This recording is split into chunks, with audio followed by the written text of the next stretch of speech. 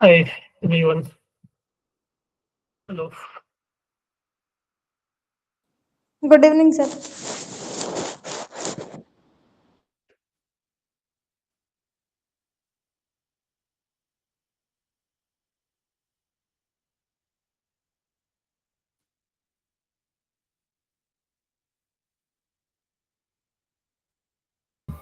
Good evening sir. Good evening बेटा, कैसे हो? आप लोग ने वर्क चेक कर लिया क्या?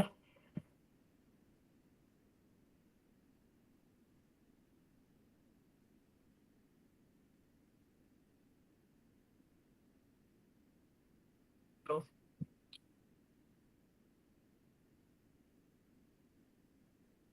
Good evening sir. अनमोल, अजय, आप लोगों ने वर्क चेक किया?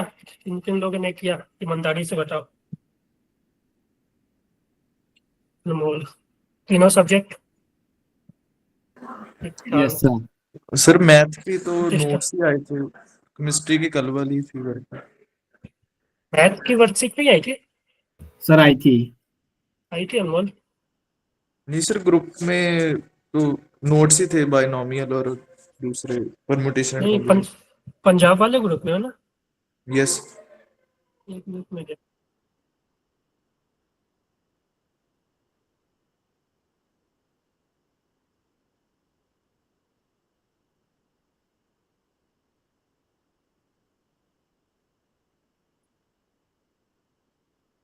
Verification Punjab. Math permutation and combination binomial है तो बेटा? नोट्स ही हैं सर इसमें। वर्कशीट लिखा हुआ है यहाँ पे, math permutation combination binomial worksheet.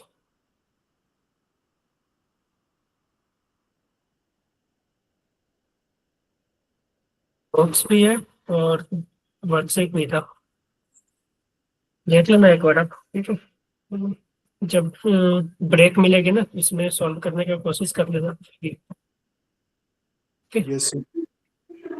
Good evening, sir. Good evening. अच्छा, और किस किस ने किया है? और किस किस ने कर लिया है? सर क्या पूछ रहे हो आप? Good evening worksheet sir. आपने सॉल्व किया नंदी? गुड इवनिंग भैया।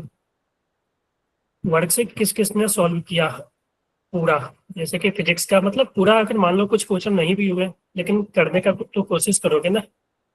ट्राई किया है किसने? सर ट्राई किया था पर पूरी सॉल्व नहीं हुई।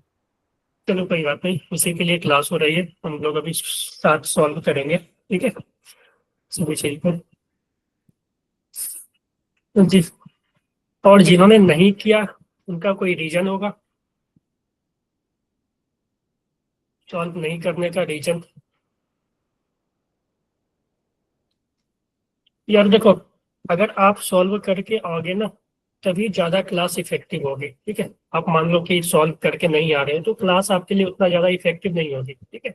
आप वर्कशीट करके आओगे तो यहाँ पे जो भी डिस्कशन होगा तो हो सकता है कि आप नया चीज सीखो कि कैसे दूसरे तरीके से उस क्वेश्चन को सॉल्व किया जा सकता है, या कोई चीज आपसे नहीं हुई, ठीक है? 50%, ओके, कोई बात नहीं, ठीक है? अगर मान लो आपसे नहीं हो पाई तो यहाँ पे आप देखोगे कि वो कैसे हो रहा है, ठीक है? तो आप जब करोगे ना, खुद से करके एक बार ट्राई करके आओगे ना, तभी वो इफेक्टिव ज्यादा होगा क्लास आपके लिए, ठीक है? अगर मान लो कि आप सॉल्व करके नहीं आ रहे, ठीक है, सॉल्व नहीं कर रहे हो, डायरेक्ट क्लास में आ जा रहे हो, क्लास में क्या, मैं तो सब सॉल्व कर दूंगा, ठीक है, मैं तो सॉल्व कर दूंगा, लेकिन आप उससे क्या सीखोगे? आप जब ट्राई करके आओगे, आप कहाँ पे फंस रहे थे, कैसे, क्यों नहीं हो पा रहा है, ठीक है? वो कब पता चलेगा? जब आप खुद से एक बार ट्राई करके आओगे तभी ना। बोलो, है कि नहीं? Yes sir. Yes sir. ठीक है, तो जो भी वर्कशीट आपको डेली जाएगी, ठीक है, उसको ट्राई करना कि कम से कम सभी क्वेश्चन, जितना भी क्वेश्चन है, ठीक है, उसको एक बार ट्राई करो, ठीक है? हाँ, हो सकता है कि आप मान लो कि 25 क्वेश्चन है तो 20 ही सॉल्व हुए, या 15 ही सॉल्व हुए, 10 ही सॉल्व हुए, तो कम से कम ट्राई तो करोगे ना, है कि नहीं? Yes sir. ओके, तो चलो हम लोग ज़्यादा लेट तो नहीं कर सकते क्योंकि डिस्कशन में भी टाइम लगेगी, ठीक है? तो हम लोग स्टार्ट करने का कोशिश करते हैं। तो सभी के पास वर्कशीट है ना? Yes, sir. ओके, सभी के पास वर्कशीट है। चलो,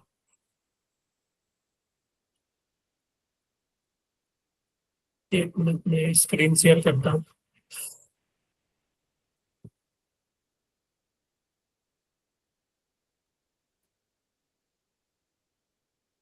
रिकॉर्डिंग ऑन हो गई है ना? Yes sir.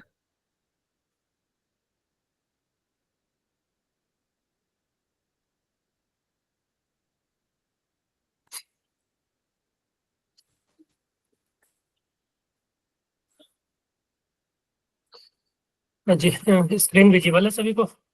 Yes sir. Yes, sir. Yes sir. चलो, तो चलो ज़्यादा टाइम हम लोग वेस्ट नहीं करें, हम लोग डायरेक्ट आ जाते हैं अपने काम पे। हाँ, थ्योरी में किसी को कोई दिक्कत है तो बतला दो यार। थ्योरी में आप लोगों ने थ्योरी पहले शॉर्ट नोट्स जो भी था इसमें, क्योंकि इसमें जनरली जो भी है फार्मूला है प्लस कॉन्सेप्ट है, ठीक है। इसमें किसी को कोई दिक्कत हो तो बता दो, किसी को कुछ समझ नहीं आया हो। क्योंकि देखो, अगर हम बात करें ना, पहले मैं जनरल बात कर रहा था, तो ग्रेविटेशन की अगर बात करें तो ग्रेविटेशन में दो पार्ट आ जाते हैं मान लो। एक तो हो गया कि फील्ड थ्योरी, जो कि सिमिलर है उससे, इलेक्ट्रोस्टैटिक्स से, ठीक है। जो फील्ड थ्योरी है वो सिमिलर टू इलेक्ट्रोस्टैटिक है। फार्मूला वगैरह भी देखोगे तो सिमिलर ही आते हैं। वहाँ जी, वहाँ के जगह यहाँ पे जी आ जाता है, ठीक है। चार्ज के जगह मास आ जाता है। वहाँ भी पोटेंशियल पढ़ना है, वहाँ भी फील्ड पढ़ना है, यहाँ भी ग्रेविटेशनल फील्ड, यहाँ भी ग्रेविटेशनल पोटेंशियल, वहाँ भी एनर्जी कंजर्वेशन लगाना, यहाँ भी एनर्जी कंजर्वेशन। तो थ्योरी में तो ये सिमिलर टू इलेक्ट्रोस्टैट है, ठीक है। और दूसरा इसका जो पार्ट है वो है सैटेलाइट मोशन। सैटेलाइट मोशन में हम लोग ऑर्बिटल वेलोसिटी पढ़ते हैं, ठीक है। एस्केप वेलोसिटी पढ़ते हैं, केपलर्स लॉ पढ़ते हैं, ठीक है। वहाँ पे भी एनर्जी कंजर्वेशन का हम लोग यूज करते हैं। दिशांत अपना माइक ऑफ कर लो, ठीक है। फिर एक और पार्ट, अगर हम 3 पार्ट में भी बात इसको डिवाइड करें तो तीसरा पार्ट हो सकता है वेरिएशन ऑफ जी, ठीक है। डेप्थ के साथ कितना होगा, हाइट के साथ क्या होगा। तो थ्योरी में किसी को कोई दिक्कत है तो बोल दो यार। हाँ जी, सर वेरिएशन ऑफ जी वाला समझा दो, अगर डेप्थ में होता है और हाइट पे होता है वो वाला कॉन्सेप्ट एक बार रिवाइज करवा दो। ठीक है, ठीक है, ठीक है। तो आप देखोगे तो ये अपना रहा variation of G with height, ठीक है। तो सबसे पहले देखो, जी जी क्या होता है कि मान लो कि मेरे पास एक ये, एक मिनट, हाँ, मेरे पास ये एक स्फीयर है, ठीक है। सॉलिड स्फीयर है, इसका मास m है, ठीक है। और इसके कारण मान लो कि किसी भी हाइट पे, ठीक है, किसी भी हाइट पे अगर इसका रेडियस अगर हम r ले लें, और इसके कारण किसी भी हाइट पे अगर हम g फाइंड करना चाहें, मान लो ये अर्थ ही है, ठीक है। तो यहाँ पे देखेंगे कि इस पे फोर्स कितना लगा। मान लो कि हम एक स्मॉल m मास ले लेते हैं, तो इस मास पे जो फोर्स लगेगा उस फोर्स को हम मास इनटू एक्सेलरेशन लिख सकते हैं, ठीक है। और यही एक्सेलरेशन जो होगा, अगर हम अर्थ के केस में बात करेंगे तो यही एक्सेलरेशन जो होगा वो होगा acceleration due to this earth, ठीक है।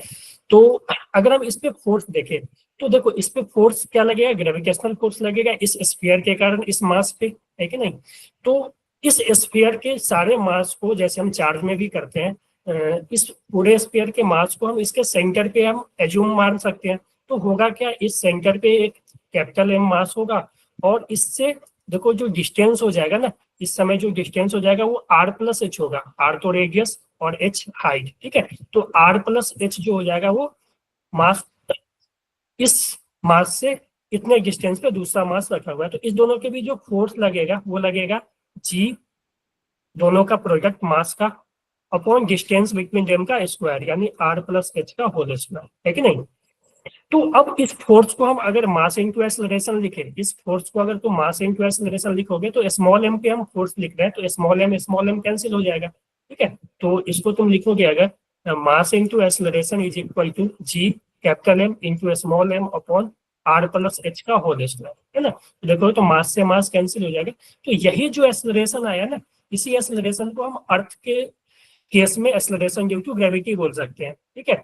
या अगर कोई भी दूसरा प्लैनेट हो, ठीक है, मान लो कि यहाँ पे मरकरी हो, ठीक है, तो मरकरी का यहाँ पे मास आ जाएगा, तो वो जो एक्सेलरेशन होगा वो acceleration due to gravity on Mercury हो जाएगा, ठीक है। तो जो एक्सेलरेशन जो हम अर्थ के केस में इसको लेते हैं वो आ गया G capital M upon R plus H का होल स्क्वायर।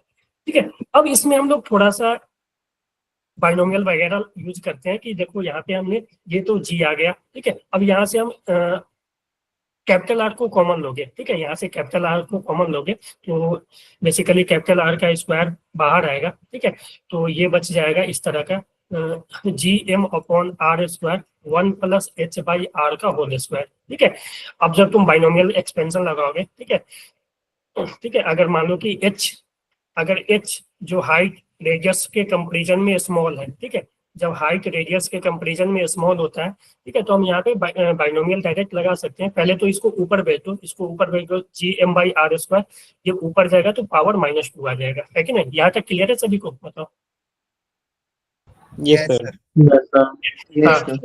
हाँ, अब यहाँ पे देखो कि जो हाइट है वो आर के कंपेरिजन में स्मॉल है, ठीक है, तो उस केस में हम लोग क्या करें, देखो उस केस में हम लोग क्या करते हैं, इसमें बाइनोमियल लगा देते हैं, और तो बाइनोमियल लगाओगे तो कैसा होता है 1 प्लस एक्स के पावर एन रहता है ना, तो हो जाता है 1 प्लस एन इंटू एक्स। ठीक है, पावर जो है एक्स के साथ मल्टीप्लाई हो जाता है, यानी पावर जो है इसके साथ मल्टीप्लाई हो जाएगा। ठीक है, तो पावर -2 है तो 1 -2h बाई आर हो जाएगा। तो ये जी हाइट पे है जब हाइट जो है वो रेडियस के कंपेरिजन में स्मॉल हो। लेकिन अगर मान लो कि हाइट रेडियस के कंपेरिजन में स्मॉल ना हो, मान लो कि रेडियस r है तो हाइट r/2 हो जाए या 2r हो जाए, 3r हो जाए, तब हम कौन सा फार्मूला यूज करेंगे? तब हम यही फार्मूला यूज करेंगे, तब हम अप्रोक्सीमेशन नहीं लगा सकते। ये जो फार्मूला है ना वो अप्रोक्सीमेशन का फार्मूला है, ठीक है, ये जो फार्मूला है ना वो रियल फार्मूला है, ये फार्मूला या ये बोल दो, ठीक है, दोनों सेम ही है, हमने यहाँ से r कॉमन लिया है बस। ये फार्मूला या ये फार्मूला दोनों मेन फार्मूला यही है, ठीक है, एक्चुअल फार्मूला यही है। ये कब लगाएंगे? जब रेडियस जो है जो हाइट है वो रेडियस के कंपेयर में हो, ठीक है, जैसे कि हाइट जो है r/2 हो गया या 2r हो गया, 2r मतलब रेडियस से बड़ा ही हो गया, तब तो हम अप्रोक्सीमेशन लगा ही नहीं सकते। ये तभी लगेगा जब हाइट जो है वो छोटा हो, ठीक है, देखो रेडियस जो है वो हाइट से बहुत बड़ा हो तो, ठीक है, क्लियर है? ये रियल फार्मूला अपना यही है, ठीक है, रियल फार्मूला अपना यही है, जब हाइट छोटा होगा तो हम ये अप्रोक्सीमेशन लगा सकते हैं। अजय क्या? सर इसमें जो जी नॉट है वो क्या होता है?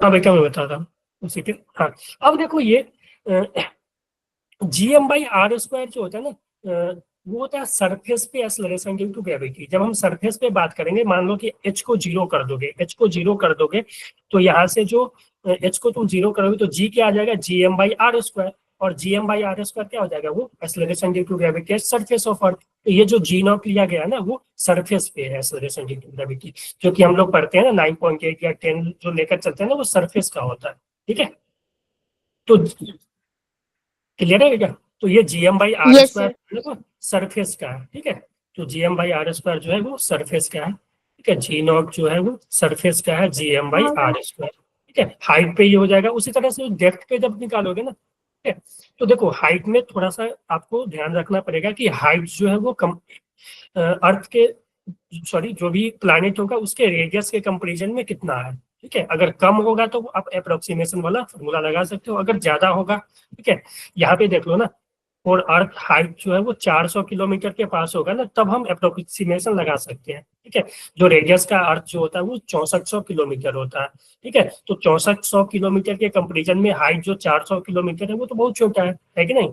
तो हम ये फार्मूला लगा सकते हैं, लेकिन 400 से जब बड़ा हो जाएगा ना, मान लो कि 500 हो गया, 600 हो गया, 800 हो गया, ठीक है, या 1000 से प्लस हो गया, तब हम अप्रोक्सीमेशन नहीं लगा पाएंगे, ठीक है, तब हमें जो रियल फार्मूला है ना इसी फार्मूला पे हमें काम करना पड़ेगा। Okay, Yes, sir. इसको मैं ऐसे भी लिख सकता हूँ, ये देखो, हाँ यहाँ पे लिखा हुआ है, ठीक है, ये सॉरी ये तो डेप्थ का है, मैं हाइट का ऐसे भी लिख सकता हूँ, G height is equal to G at surface 1 - 2h by R, ठीक है, यहाँ जो है ये हाइट का है, ये जो है ना दिख रहा है ना ये डेप्थ का है। डेप्थ में देखो, डेप्थ में ध्यान रखना कि डेप्थ में कोई भी एजम्पशन नहीं है, डेप्थ के लिए चाहे कितना भी डेप्थ हो यही फार्मूला लगेगा, G at depth is equal to G not 1 - d by R. मैं यहाँ पे डी ले लेता हूँ, डेप्थ को डी और हाइट को एच ले लेता हूँ, ठीक है, ताकि आपको कंफ्यूजन ज्यादा ना हो कि आप देखोगे तो डेप्थ के में ये फार्मूला और हमेशा यही लगेगा, इसमें कोई भी अप्रोक्सीमेशन वगैरह नहीं लिया गया है, ठीक है, चाहे डेप्थ कितना भी हो यही फार्मूला लगेगा। लेकिन हाइट के केस में ध्यान रखना, हाइट के केस में अप्रोक्सीमेशन वाले केस में अलग हो जाएंगे, ठीक है, और ऐसे अलग हो जाएंगे, ठीक है। तो जो रियल फार्मूला हाइट के केस में होगा वो होगा G height is equal to G M by R plus H का होल स्क्वायर, ठीक है। और यहाँ से अगर तुम आर कॉमन भी ले लेते हो तो ऐसा हो जाएगा G H height is equal to G M, R common लोगे तो आर स्क्वायर बाहर आएगा क्योंकि ये स्क्वायर है, ठीक है। तो ये हो जाएगा 1 प्लस एच बाई आर का होल स्क्वायर, और G M by R square को तुम जी नॉट लिख सकते हो, तो G not by 1 plus H by R का होल स्क्वायर, ठीक है। तो ये तो था रियल फार्मूला, और ये जो है वो अप्रोक्सीमेशन का फार्मूला है। तो आप तीनों को अलग एक पेज में नोट करके लिख सकते हो, ठीक है। तो हाइट के केस में 2 आ गए, ठीक है, विथ अप्रोक्सीमेशन ये, विदाउट अप्रोक्सीमेशन ये, ठीक है। जब हाइट जो है अर्थ के रेडियस के कंपेरिजन में होगा तो, ठीक है, और डेप्थ के टर्म में यही होगा, ठीक है। एक होता है रोटेशन का, ठीक है, रोटेशन का जो इफेक्ट होता है variation of G with rotation, ठीक है। तो देखो होता क्या है कि जब अर्थ जो है वो अपने एक्सिस के अबाउट रोटेट कर रहा होता है, ठीक है। तो जब यहाँ पे मान लो कि ये एल्टीट्यूड एंगल बोलते हैं इसको, ठीक है, या लैटिट्यूड एंगल कहीं भी लिखा हो सकता है, तो ये अगर थीटा है, ठीक है, तो यहाँ पे देखोगे तो एक एक्स्ट्रा फोर्स आ जाता है जिसको हम सेंट्रीपिटल फोर्स बोलते हैं, ठीक है। या हम इसी के फ्रेम में चले जाए तो सेंट्रीफ्यूगल फोर्स बोलेंगे। तो उस केस में क्या होता है कि एक बाहर की तरफ फोर्स लगने लगता है, ठीक है, due to rotation of earth, ठीक है।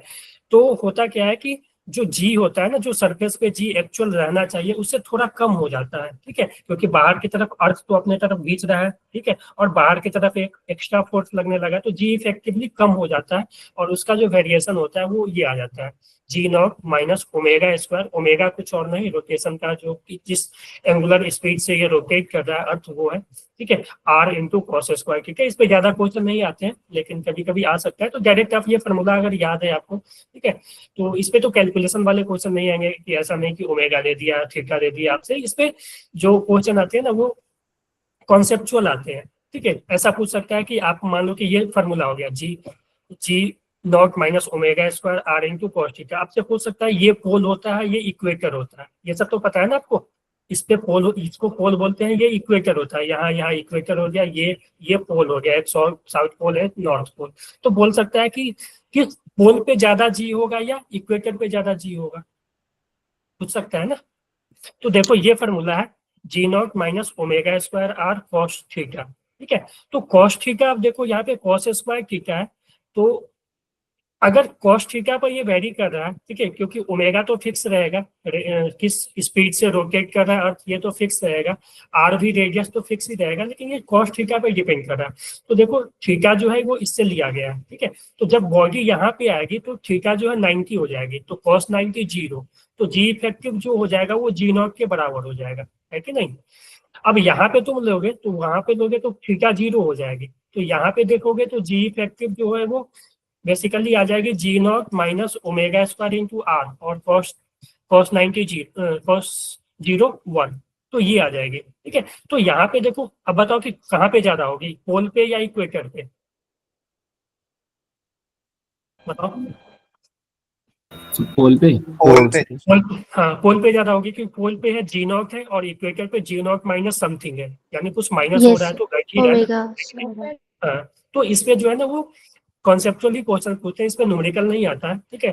तो बस वही है, ठीक है, इक्वेटर पे जी इफेक्टिव ये हो जाएगा, पोल पे ये हो जाएगा, तो पोल पे सबसे ज्यादा, और पोल से जैसे जैसे नीचे आएंगे तो जी इफेक्टिव घटते जाएगा, और इक्वेटर पे जाके फिर मिनिमम होगा, फिर इक्वेटर इक्वेटर से फिर नीचे आओगे तो फिर बढ़ना शुरू हो जाएगा, है ना। तो ये भी ध्यान रखना, ओके। तो ये था, फिर ये तो इसके वेलोसिटी है। चलो हम लोग आ जाते हैं क्वेश्चन प्रैक्टिस पे, है कि नहीं। केपलर्स लॉ यस क्लियर है, चलो। हाँ देखो क्वेश्चन नंबर 1 ही अच्छा क्वेश्चन आ गया है, ठीक है। और ये जो देखो 1 to 7 है ना, जिसमें कि कुछ मार्किंग नहीं है कि कब का क्वेश्चन है, ये सब 2025 के क्वेश्चन है, ठीक है। 1 to 7 जो क्वेश्चन है ना वो 25 के क्वेश्चन है, ठीक है। तो ये जो पहला क्वेश्चन है वो फील्ड थ्योरी से क्वेश्चन है, ठीक है। तो यहाँ पे आप देखो क्या चीजें पूछी है, हम ध्यान दो। इसने किसने ट्राई किया, किस किस से हो गया ये,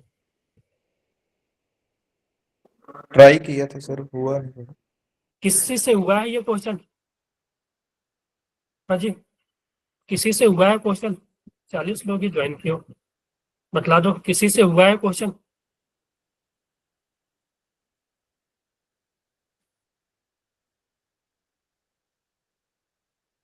ये क्या बोलो, किसी से हुआ है क्वेश्चन? नहीं हुआ? अच्छा, आप लोगों ने ना रिड्यूस मास पढ़ा था, इलेक्ट्रो इफेक्ट में भी पढ़ा होगा, मोमेंट ऑफ इनर्शिया में पढ़ा होगा, ठीक है।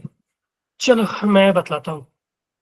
बोला क्या है कि देखो, एक तो स्फीयर है, तो सबसे पहले देखते हैं क्या है। एक स्फीयर है, ठीक है, इसका मास m है, ठीक है, और रेडियस जो है वो small point of mass m is placed at a distance 2r from the center O of big uniform solid sphere of mass m and radius r, ठीक है, रेडियस r है, और इसके सेंटर से 2r डिस्टेंस पे एक small mass रखा हुआ है। तो इस पे जो फोर्स लग रहा है वो F1 लग रहा है। ये तो इजी है, तुम सभी मास को कंसंट्रेट कर दो सेंटर पे, तो हो जाएगा सेंटर पे टोटल मास आ जाएगा, और एक मास यहाँ दोनों के बीच जो सेपरेशन है वो 2r आ जाएगा। तो जो F1 हो जाएगा वो G product of mass upon distance between them का स्क्वायर। ये न्यूटन्स लॉ याद है ना ग्रेविटेशन का? बोलो। Yes sir. ठीक है, ये हो गया। अब तुम ध्यान दो दूसरे पार्ट में, ये इंटरेस्टिंग पार्ट है, ठीक है। इसने क्या बोला है कि यहाँ पे एक मास को यहाँ से निकाल दिया गया है, ठीक है। ये तो हो गया, the spherical part of radius r/3 is remove from big sphere as shown. यानी कि बड़े वाले स्फीयर से, ठीक है, r/3 पार्ट का रेडियस का एक स्फीयर को यहाँ से रिमूव किया गया, ठीक है। तब जो फोर्स लगा उस मास पे, एक मास अभी भी यहाँ पे ऑलरेडी रखा हुआ है 2r डिस्टेंस पे इसके सेंटर से, ठीक है, तो उस पे जो अब फोर्स लगा वो F2 लगा। तो हमें F1/F2 बताना है, रेशियो बताना है, ठीक है। तो मैं देखो यहाँ पे दूसरे पेज में इसको सॉल्व करने का कोशिश करता हूँ।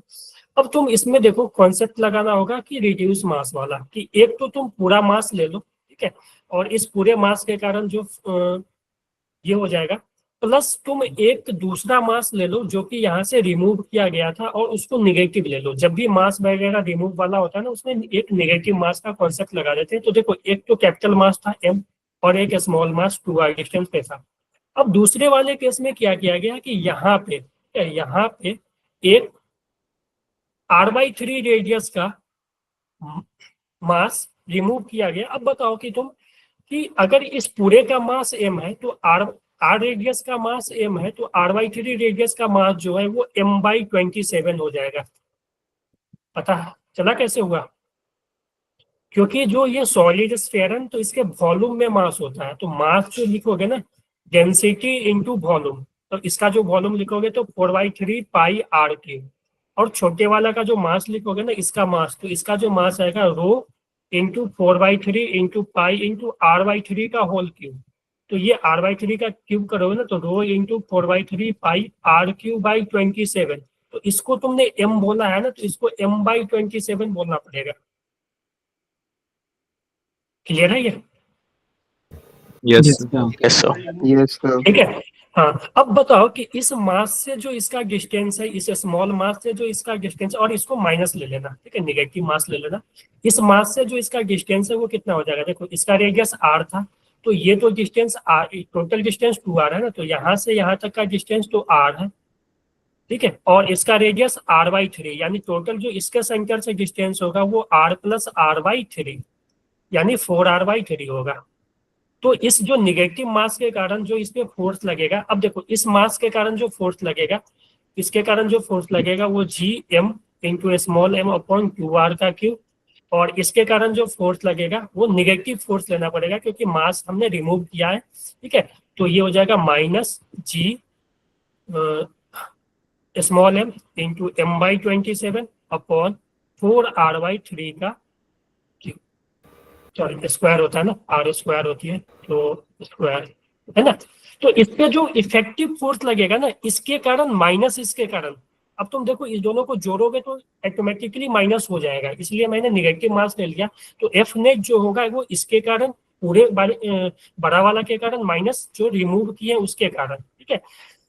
तो जो फोर्स इफेक्टिव F2 होगा ना, वो इस दोनों का सम होगा। तो ये दोनों का सम करोगे तो Gm इंटू m/, ये 4r³ स्क्वायर 2r है, r² minus G M into M by 27 upon ये करोगे सॉल्व तो हो जाएगा 4 है ना, तो सेम आर बाई 3, तो 16 are square by 27।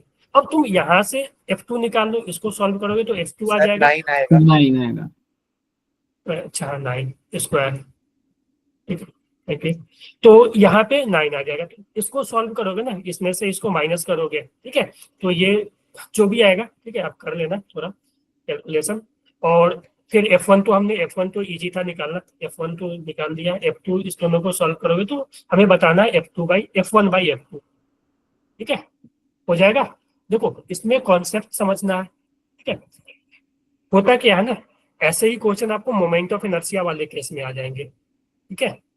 Same question आपको चार्ज वाले में आ जाएंगे कि एक स्फीयर है, उस पे सॉलिड स्फीयर है, उस पे चार्ज इतना था, तो उसके कारण फोर्स किसी दूसरे चार्ज पे बाहर कहीं पे भी रखा हुआ था, इतना लग रहा था, उसमें से अब ग्रेविटी निकाल दिए तो अब कितना फोर्स लग गया। तो सेम वहां पे भी नेगेटिव का कॉन्सेप्ट ही लगाते हैं, ठीक है। वहां पे नेगेटिव चार्ज आ जाएगा, यहाँ पे नेगेटिव मास आ गया, क्योंकि तुम बेसिकली होगा क्या कि तुम देखो, जब तुम इस स्फीयर को तुम यहाँ से कैविटी बनाओगे ना, तो ये स्फीयर तो यहाँ से रिमूव हो गया, तो इसके कारण तो अब फोर्स नहीं लगेगा, तो बेसिकली हमें इसके कारण जो फोर्स लगना था उसको माइनस ही करना था ना, है कि नहीं? Yes sir. Yes sir. ठीक है, पूरे वाले के कारण तो इतना लग रहा था, ठीक है, माइनस इसके कारण, क्योंकि ये तो रिमूव हो चुका है अब, ठीक है, इसलिए हमने इसको माइनस नेगेटिव मास ले लिया, ठीक है, कि ये मास प्लस ये मास, ठीक है, तो इस दोनों को ऐड करोगे तो ये माइनस माइनस मास है, नेगेटिव मास है, तो ये तो रिमूव ही होगा, ठीक है। तो ये तो लगा पूरे के कारण, जब रिमूव किए तो जो फोर्स लगा वो इफेक्टिव फोर्स ये लगा, ठीक है, F2 इतना आया, ठीक है। तो F1 बाई F2 करोगे तो आपको आंसर शायद 12/11 आता है, ठीक है, ये आ जाएगा। ओके, ट्राई कर लेना एक बार, गॉट इट? Yes sir. चलो वेरी Yes, गुड। sir. किसी को कोई कंफ्यूजन, क्योंकि अच्छे क्वेश्चन है ये, क्वेश्चन अलग अलग चैप्टर से रिलेट करके पूछ सकता है, मोमेंट ऑफ इनर्शिया से पूछ सकता है, सेंटर ऑफ मास से पूछ सकता है, इलेक्ट्रोस्टैटिक से पूछ सकता है, फिर यहाँ पे पूछ सकता है, तो ये बहुत सारी जगह पूछ सकता है नेगेटिव मास वाले, ठीक है।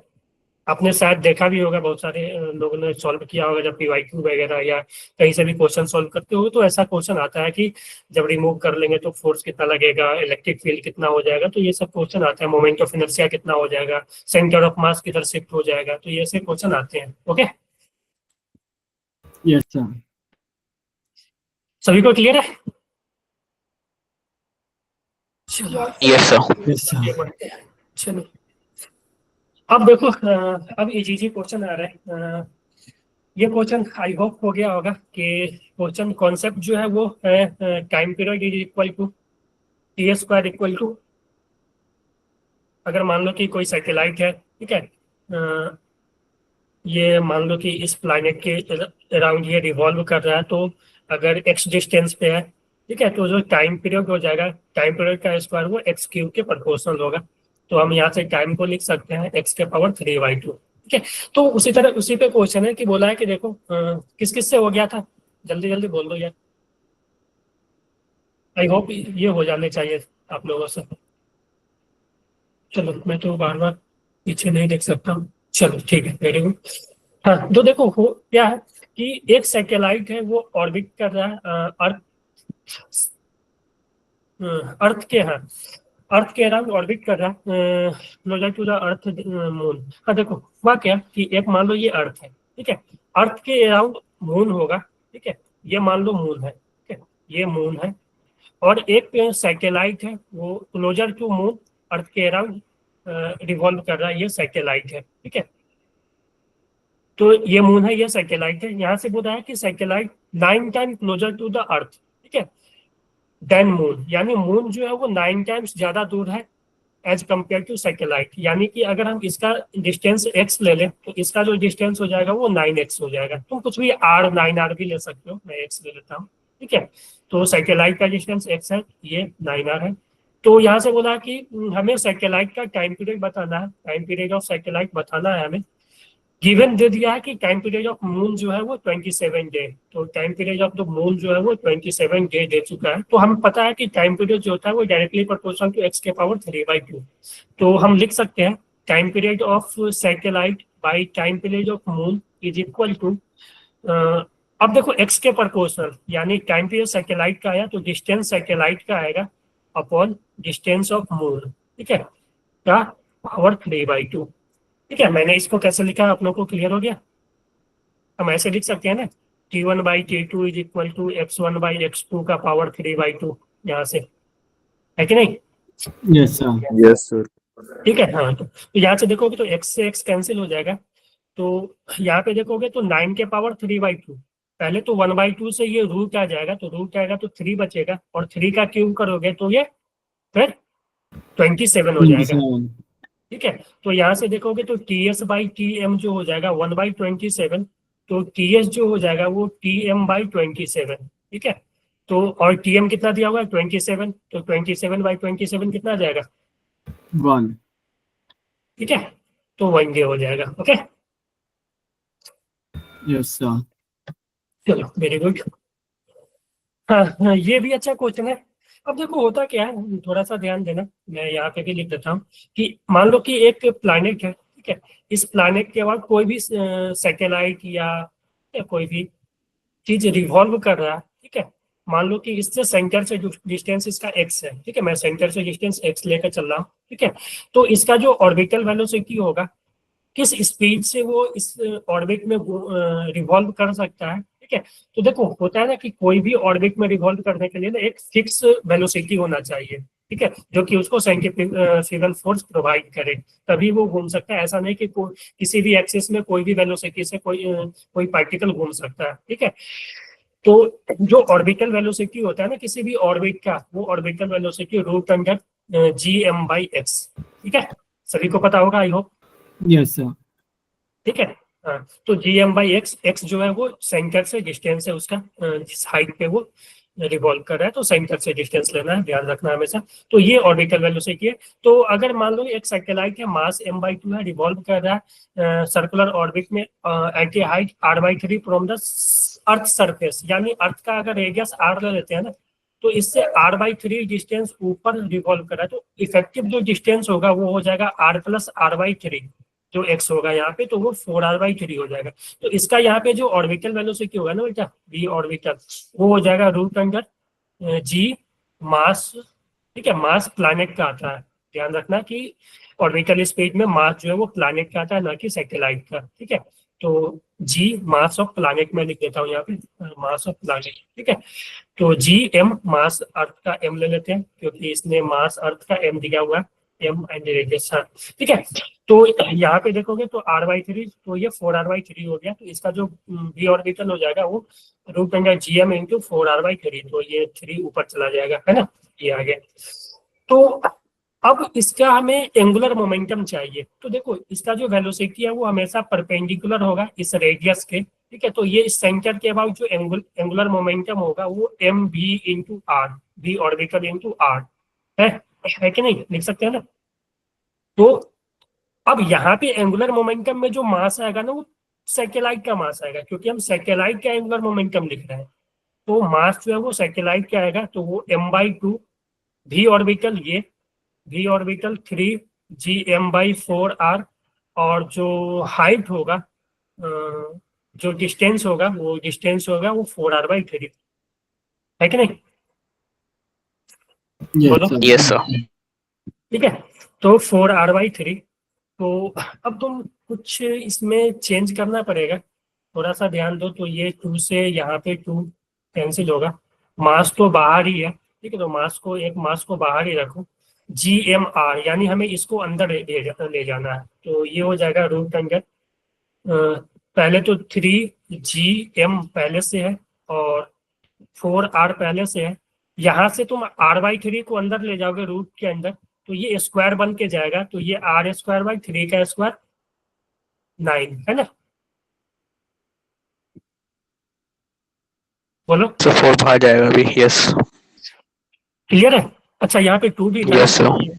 हाँ 4, तो ये 4 से 4 कैंसिल हो जाएगा, ठीक है, तो यहाँ से तुम देखोगे तो क्या आ जाएगा, 3GM, अच्छा एक r से r भी कैंसिल होगा बाई 9, है कि नहीं, और जी एक सर। r, ठीक तो हमें x का वैल्यू, तो x का वैल्यू देखो 9/3, ठीक है। तो x का वैल्यू जो बेसिकली होगा वो 9/3 होगा, तो अप्रोक्सीमेटली 3 लेना पड़ेगा यहाँ, तो 9/3 3 हो जाएगा। ओके, यस ये सर। क्लियर है? ठीक है, कैलकुलेशन वगैरह देख लो, चेक कर लो एक बार। Yes sir. ओके, ठीक है। तो एंगुलर मोमेंटम देखो, एंगुलर मोमेंटम आपको लिखना आना चाहिए। एंगुलर मोमेंटम में देखो यहाँ पे थोड़ा सा चीजें डिफरेंट ये हो रही है कि यहाँ पे जो वेलोसिटी होती है ना, ऑर्बिटल वेलोसिटी में जो मास है वो प्लैनेट का आता है, ध्यान रखना। ऑर्बिटल वेलोसिटी में जो मास है वो प्लैनेट का आता है। जब एंगुलर मोमेंटम, क्या हुआ यार? हाँ जी, क्या बोलो? सर ये क्वेश्चन मैंने वैसे करा था, सेंट्रीपिटल फोर्स इलेक्ट्रोस्टैटिक बराबर करके, उससे आंसर नहीं आ रहा था। नहीं इसमें, हम्म। नहीं उससे तो नहीं आएगा ना, इसमें सेंट्रीपिटल फोर्स को इलेक्ट्रोस्टैटिक सर फोर्स से कैसे बराबर कर दो? वैसे क्यों नहीं आएगा सर?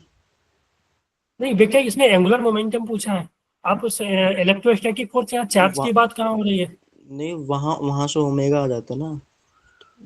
नहीं बेटा। सर ये जो 3/4 लिया आपने, हाँ सर V0 में एक बार ये वाला दोबारा बताना।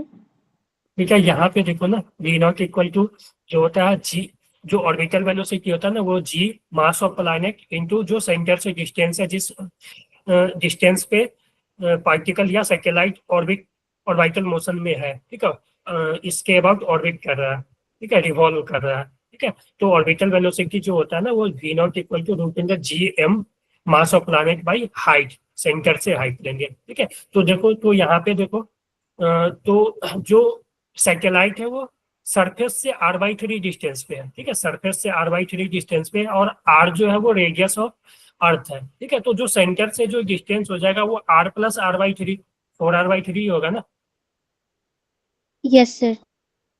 ठीक है। तो यहाँ पे देखोगे तो g mass of planet, m upon distance 4r/3, ठीक है। तो 4r/3 तो 3 ऊपर चला जाएगा, क्लियर है? Yes sir. चलो, ये देखो, satellite is launched into circular orbit of radius r around the earth. A second satellite is launched into the orbit of radius 1.03 r. तो देखो यहाँ पे ना थोड़ा सा आपको ये क्वेश्चन देख के लग रहा होगा कि कहीं ना कहीं ये एरर से क्वेश्चन आ रहा है, ठीक है, एरर एनालिसिस से क्वेश्चन आ रहा है, ठीक है। क्योंकि जो हाइट का डिफरेंस है, ठीक है, पहले r हाइट पे था, दूसरा जो डिफरेंस है 1.03 r, यानी जो डेल्टा r तुम देख रहे होगे ना, डेल्टा r वो ज्यादा नहीं, 0.3 r का ही है कि नहीं? पहले r था और फिर 1.03 r आया, है ना। तो टाइम पीरियड में भी चेंज होगा, वो स्मॉल चेंज होगा, है कि नहीं? Yes sir. ठीक है। तो स्मॉल चेंज के केस में जो हम एरर एनालिसिस का यूज कर सकते हैं, ठीक है, एरर एनालिसिस का यूज कर सकते हैं। तो हमें पता है कि टाइम जो होता है ना, वो डायरेक्टली प्रोपोर्शनल टू डिस्टेंस के पावर, ऐसा लिख सकते हैं, r के पावर 3/2 होता है कि नहीं? तो यहाँ से तुम डेल्टा t/t करोगे तो ये पावर जो है वो बाहर आ जाएगा, डेल्टा r/r, ऐसे लिखते हैं ना एरर एनालिसिस। तो हमें बेसिकली डेल्टा t/t इंटू 100 पूछा है, ठीक है, परसेंटेज, ठीक है, क्योंकि यहाँ पे देखो तो परसेंटेज में दिया हुआ है, तो डेल्टा t/t इंटू 100, तो इधर भी 100 से मल्टीप्लाई करना पड़ेगा। अब तो हमें ये पूछा है, ठीक है, परसेंटेज चेंज इन टाइम, तो delta t/t 100 into 100 is equal to ये 3/2 डेल्टा r। अब देखो डेल्टा r कितना है, 0.3 r, और r कितना है, वो r था एक्चुअल, ठीक है, इंटू 100, ठीक है। तो इसको सॉल्व करोगे तो ये 4.5 आ जाएगा परसेंट, 0.03 होगा, 0.03। बोलो, हेलो, हाँ जी। Yes sir. तो ये एरर एनालिसिस का क्वेश्चन है, ठीक है। ये एक्चुअली दो चैप्टर को मिक्स कर दिया इसने, एक तो एरर को और ग्रेविटेशन को। तो ग्रेविटेशन का ये कॉन्सेप्ट लगा, बाकी जो है वो एरर एनालिसिस का लगा, ठीक है। तो हमेशा ध्यान रखना कि जब स्मॉल चेंज हो ना, देखो r से फिर 1.03 r, यानी जो चेंज है वो 0.03 का ही है r का, ठीक है। तो स्मॉल चेंज वगैरह के केस में आप डायरेक्ट एरर एनालिसिस से कर सकते हो, ठीक है। तो ये ध्यान रखना, एग्जाम में ऐसे भी क्वेश्चन आ जाते हैं तो आपको लगेगा कि ये ग्रेविटेशन का क्वेश्चन है, लेकिन बेसिकली ग्रेविटेशन का सिर्फ ये फार्मूला का यूज हो रहा है, और ये जो क्वेश्चन है वो शिफ्ट हो गया फिर एरर पे, ठीक है। हाँ, अब अगेन जिससे कि ज्यादा क्वेश्चन पूछे जाते हैं, एक्सेलरेशन ड्यू टू ग्रेविटी। तो अब देखोगे तो acceleration due to gravity on the surface of earth is G. तो मैं अगर बताऊं कि सरफेस पे जो होता है acceleration due to gravity, G X surface, वो होता है G M by R square, है ना। तो फार्मूला तुम लिखोगे तो G M by R square, ठीक है। अब तुम ध्यान देना, if the diameter of earth is reduced to 1/3, ठीक है, वैल्यू, यानी कि अर्थ के डायमीटर को 1/3 कर दिया, यानी रेडियस को भी 1/3 दिया होगा। जब डायमीटर को तुम d/3 करोगे तो उससे रेडियस भी r/3 हो जाएगा ना, Yes, sir. ठीक है। तो नया जो सरफेस पे एक्सेलरेशन ड्यू टू ग्रेविटी होगा वो gm/r/3 का रिड्यूस टू 1/3 ऑफ द, ये हो जाएगा ना, So square. ठीक है। तो 9g हो जाएगा ना, Yes, sir. ओके। तो ये बेसिकली जीएम, ये 3 का स्क्वायर 9 ऊपर जाएगा, ये आर स्क्वायर, तो जीएम बाई आर स्क्वायर तो सरफेस पे था, तो 9 इंटू जी सरफेस, ठीक है। क्लियर है? Yes, sir. ठीक है, किसी को कंफ्यूजन हो तो बोलो, पूछ सकते हो। सर अगर d/3 जो है वो d 1/3 हो जा रहा है तो r/3 कैसे हाँ। होगा? बेटा देखो, अगर डायमीटर मान लो 10, मान लो 15 है, ठीक है, डायमीटर 15 या ऐसा ले लेते हैं, क्योंकि d तो 2r होता है ना। ठीक है, डायमीटर 30 ले लेते हैं, ठीक है, डायमीटर 30 लेते हैं तो रेडियस 15 होगा। तो डायमीटर को अगर 1/3 करोगे, तो डायमीटर को 1/3 करोगे तो कितना हो जाएगा, 10 हो जाएगा ना, जी सर। ठीक है। तो रेडियस अब कितना हो जाएगा, 5 हो जाएगा ना, ये भी 1/3 हो गया ना, यस सर। है कि नहीं, बोलो, ठीक है। जी सर। Yes sir. हाँ हाँ, अगेन एस्केप वेलोसिटी, हाँ एस्केप वेलोसिटी देखो, ऑर्बिटल वेलोसिटी तो मैंने बता दिया। एस्केप वेलोसिटी अगर हम बात करें तो अगेन मैं सेंटर से एक्स डिस्टेंस ले लेता हूँ, तो एस्केप वेलोसिटी जो होता है वो रूट अंडर 2 टाइम्स हो जाता है ऑर्बिटल वेलोसिटी का, √2 टाइम्स बोल सकते हैं, क्योंकि 2 जो है वो रूट के अंदर ही होगा, तो gm/x, ठीक है। क्लियर है? Yes, sir. हाँ जी, क्योंकि बेटा देखो, अब फार्मूला सब वहाँ पे लिखा होगा, आप लोगों ने ध्यान दिया होगा, तो ऑर्बिटल वेलोसिटी लिख लो, कहाँ गया, ऊपर है कि नीचे? Sir, आगे. यहाँ देखो, एस्केप वेलोसिटी यहाँ है, ऑर्बिटल वेलोसिटी यहाँ होगा, शायद पीछे आगे ही होगा, ओके। तो अगेन ये हो गया। और भी ऑर्बिटल जो होता है, मैं यहाँ भी लिख देता हूँ gm/x। तो जो v एस्केप होता है ना, v escape actually √2 times v orbital हो जाता है, ठीक है, क्योंकि यहाँ पे √2 बाहर लोगे, ठीक है, तो gm/x जो कि v0 ही बचेगा फिर, ठीक है। तो देखो क्वेश्चन क्या पूछा हमसे, वो देखो, earth has mass 8 times and radius 2 times that of planet, ठीक है। 2 प्लैनेट है, एक तो अर्थ है और दूसरा कोई एक प्लैनेट है, ठीक है, जिसका कि मास जो है वो 8 टाइम्स है, ठीक है। तो देखो, अगर हम अर्थ की बात करें ना, तो अर्थ के केस में जो v ऑर्बिटल होगा, अगर हम मान लेते हैं कि अर्थ का मास m है, रेडियस r है, तो इसका जो एस्केप वेलोसिटी होगा अर्थ का, वो हो जाएगा √gm/r। लेकिन जो दूसरा प्लैनेट है उसका जो मास है वो 8 टाइम्स है और रेडियस 2 टाइम्स है, यानी कि मास जो है वो 8m है और रेडियस जो है वो 2r है कि नहीं। तो इसका अर्थ का तुम देखोगे, इसके वेलोसिटी अर्थ का, तो ये हो जाएगा 2gm/r, और इस प्लैनेट का इसके वेलोसिटी देखोगे प्लैनेट का, तो ये हो जाएगा √2g, मास इसका 8m और रेडियस इसका 2r, है कि नहीं।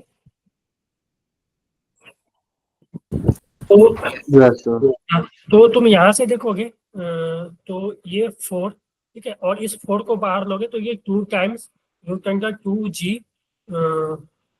एम बाई आर बचेगा। और ये 2 times G M by R कुछ और नहीं है, एस्केप वेलोसिटी ऑफ अर्थ है। तो एस्केप वेलोसिटी ऑफ प्लैनेट जो हो जाएगा वो 2 times escape velocity of earth हो जाएगा। ठीक है, Yes, sir. क्लियर है क्या? तो अगर अर्थ पे, एक मिनट, मैंने कुछ गलत लिखा है क्या? सर अपोजिट हो जाएगा ना शायद। Yes, sir. क्योंकि सर अर्थ का दिया है शायद ये।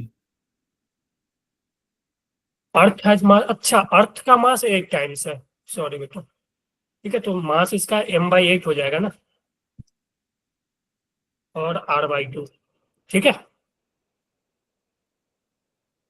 तो m8 नीचे आएगा, r/2 करोगे तो फिर 2 ऊपर चला जाएगा, है ना। तो बेसिकली ये 1/2 आ जाएगा, है ना। क्लियर है? Yes, yes, sir. यस तो ये ठीक है, अब ठीक है। तो देखो 11.2 का आधा करोगे तो एक्चुअली 5.6 आएगा। 5.6. तो ये क्लियर है, गॉट इट। अब देखो यहाँ पे भी बेटा एंगुलर मोमेंटम का ही क्वेश्चन है, तो सेल्फ से क्या ही कर लेना। दो प्लैनेट है, दोनों का जो ऑर्बिट है वो अलग अलग है। ठीक है, दो प्लैनेट है ए और बी, ऑर्बिट की कॉमन स्टार, एक स्टार के अबाउट वो रिवॉल्व कर रहा है। दो प्लैनेट में अलग अलग बना देता हूँ। ठीक है, ये स्टार है, इसके अबाउट रिवॉल्व कर रहा है, और इसको मैं ए बोल देता हूँ और इसको मैं बी बोल देता हूँ। तो मास देखोगे दोनों का, तो मास सेम ही बोला है क्या, common star radius R A and R B. तो एक का रेडियस आर ए है, एक का रेडियस आर बी है। ठीक है, तो ये आर ए है और इसका रेडियस आर बी है, और दोनों का रिलेशन भी दिया हुआ है कि आर बी जो है वो 2 टाइम्स है आर ए का। तो अगर तुम इसको एक्स बोलते हो ना, अगर इसका डिस्टेंस तुम एक्स बोलते हो तो इसका डिस्टेंस 2x हो जाएगा, है कि नहीं। The Yes, planet sir. B, planet B is 2 times more massive। यानी A का अगर मास m लेते हो तो B का मास जो हो जाएगा वो 4√2 टाइम्स m होगा, है कि नहीं। Yes, तो sir. देखो, Yes, हाँ, तो हमें LB/LA पूछा है। तो आप पहले तो B ऑर्बिटल निकालोगे दोनों का, जैसे कि मैंने वहां पे किया था, वहां पे एक का ही एंगुलर मोमेंटम निकाला था। तो तुम्हें ए का भी निकालना पड़ेगा, बी का भी निकालना पड़ेगा। और एंगुलर मोमेंटम जो होगा वो मास ऑफ प्लैनेट, जो प्लैनेट रिवॉल्व कर रहा है, क्योंकि यहाँ पे जो प्लैनेट किसने बोला है, ठीक है। तो जो रिवॉल्व कर रहा है उसका मास इंटू ऑर्बिटल वेलोसिटी ए का, इंटू जो डिस्टेंस है, और डिस्टेंस मैंने एक्स ही बोला है। ठीक है, तो जो डिस्टेंस है वो डी मैं लिख देता हूँ, ये डी। ठीक है, उसी तरह बी का मास ऑफ बी, ठीक है, ये mass of A, mass of B, orbital velocity of B, ठीक है, orbital velocity of B into distance of B. ठीक है, जो कि मैंने पहले ही सॉल्व किया है, देख लो यहाँ पे। ठीक है, हमेशा फिर यहाँ पे ध्यान देना कि ऑर्बिटल वेलोसिटी जो होगा उसमें जो है वो मास जो आएगा वो प्लैनेट का मास आएगा, जिसके अबाउट वो रिवॉल्व कर रहा है, जिसके ऑर्बिट में वो रिवॉल्व कर रहा है। ठीक है, और जब हम एंगुलर मोमेंटम लिखेंगे तो मास जो है वो जो भी चीज रिवॉल्व कर रहा है उसका आएगा। क्लियर है? yes, sir. Yes, sir. Okay okay, चलो। The acceleration due to gravity, बेटा देखो ये क्वेश्चन आप सॉल्व करने की ज्यादा बात नहीं है इसमें। मैं सॉल्व करूं या खुद से ट्राई करोगे? सर हम सर आप स्क्रीन फुल Try करेंगे sir. ना स्लाइड।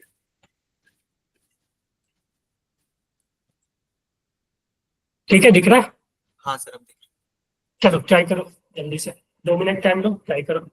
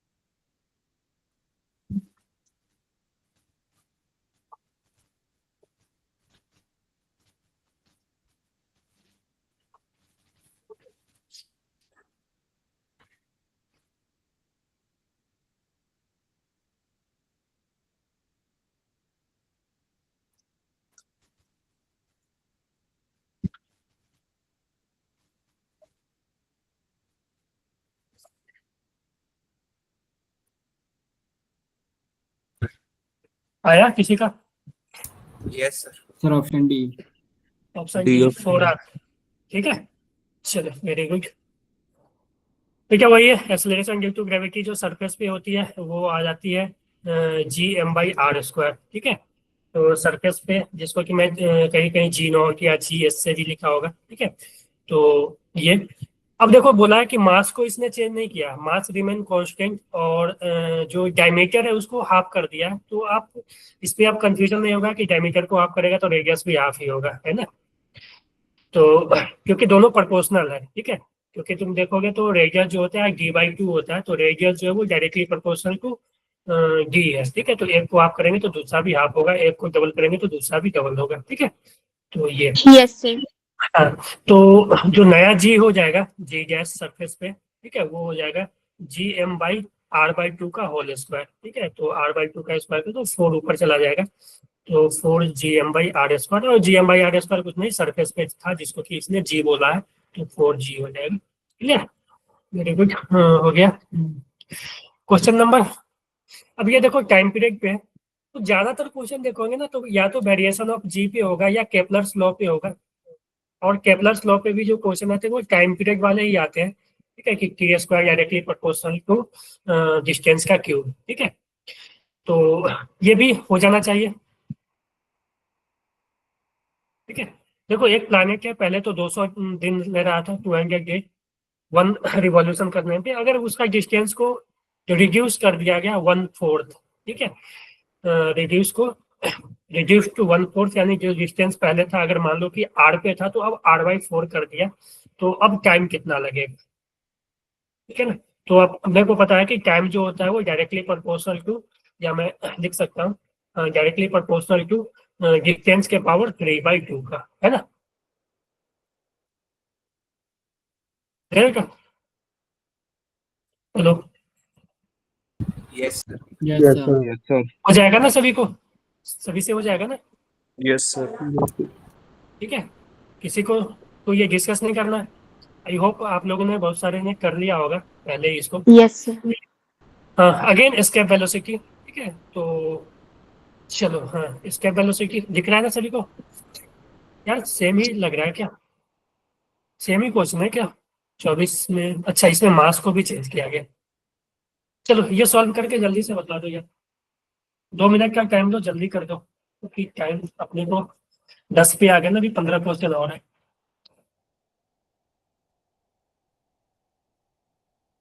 2 मिनट लो, सॉल्व कर लो।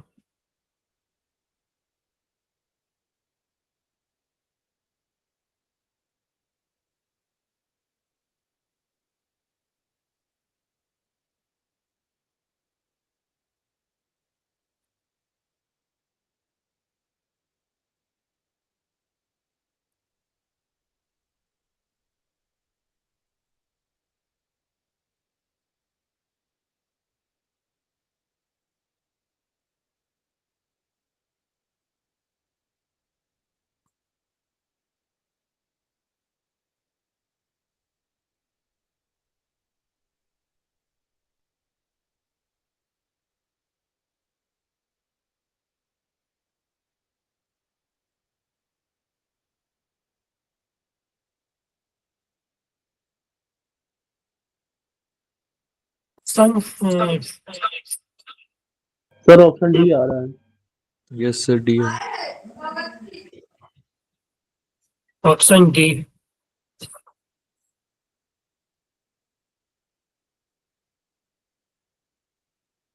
कैसे से होगा? ऑप्शन डी,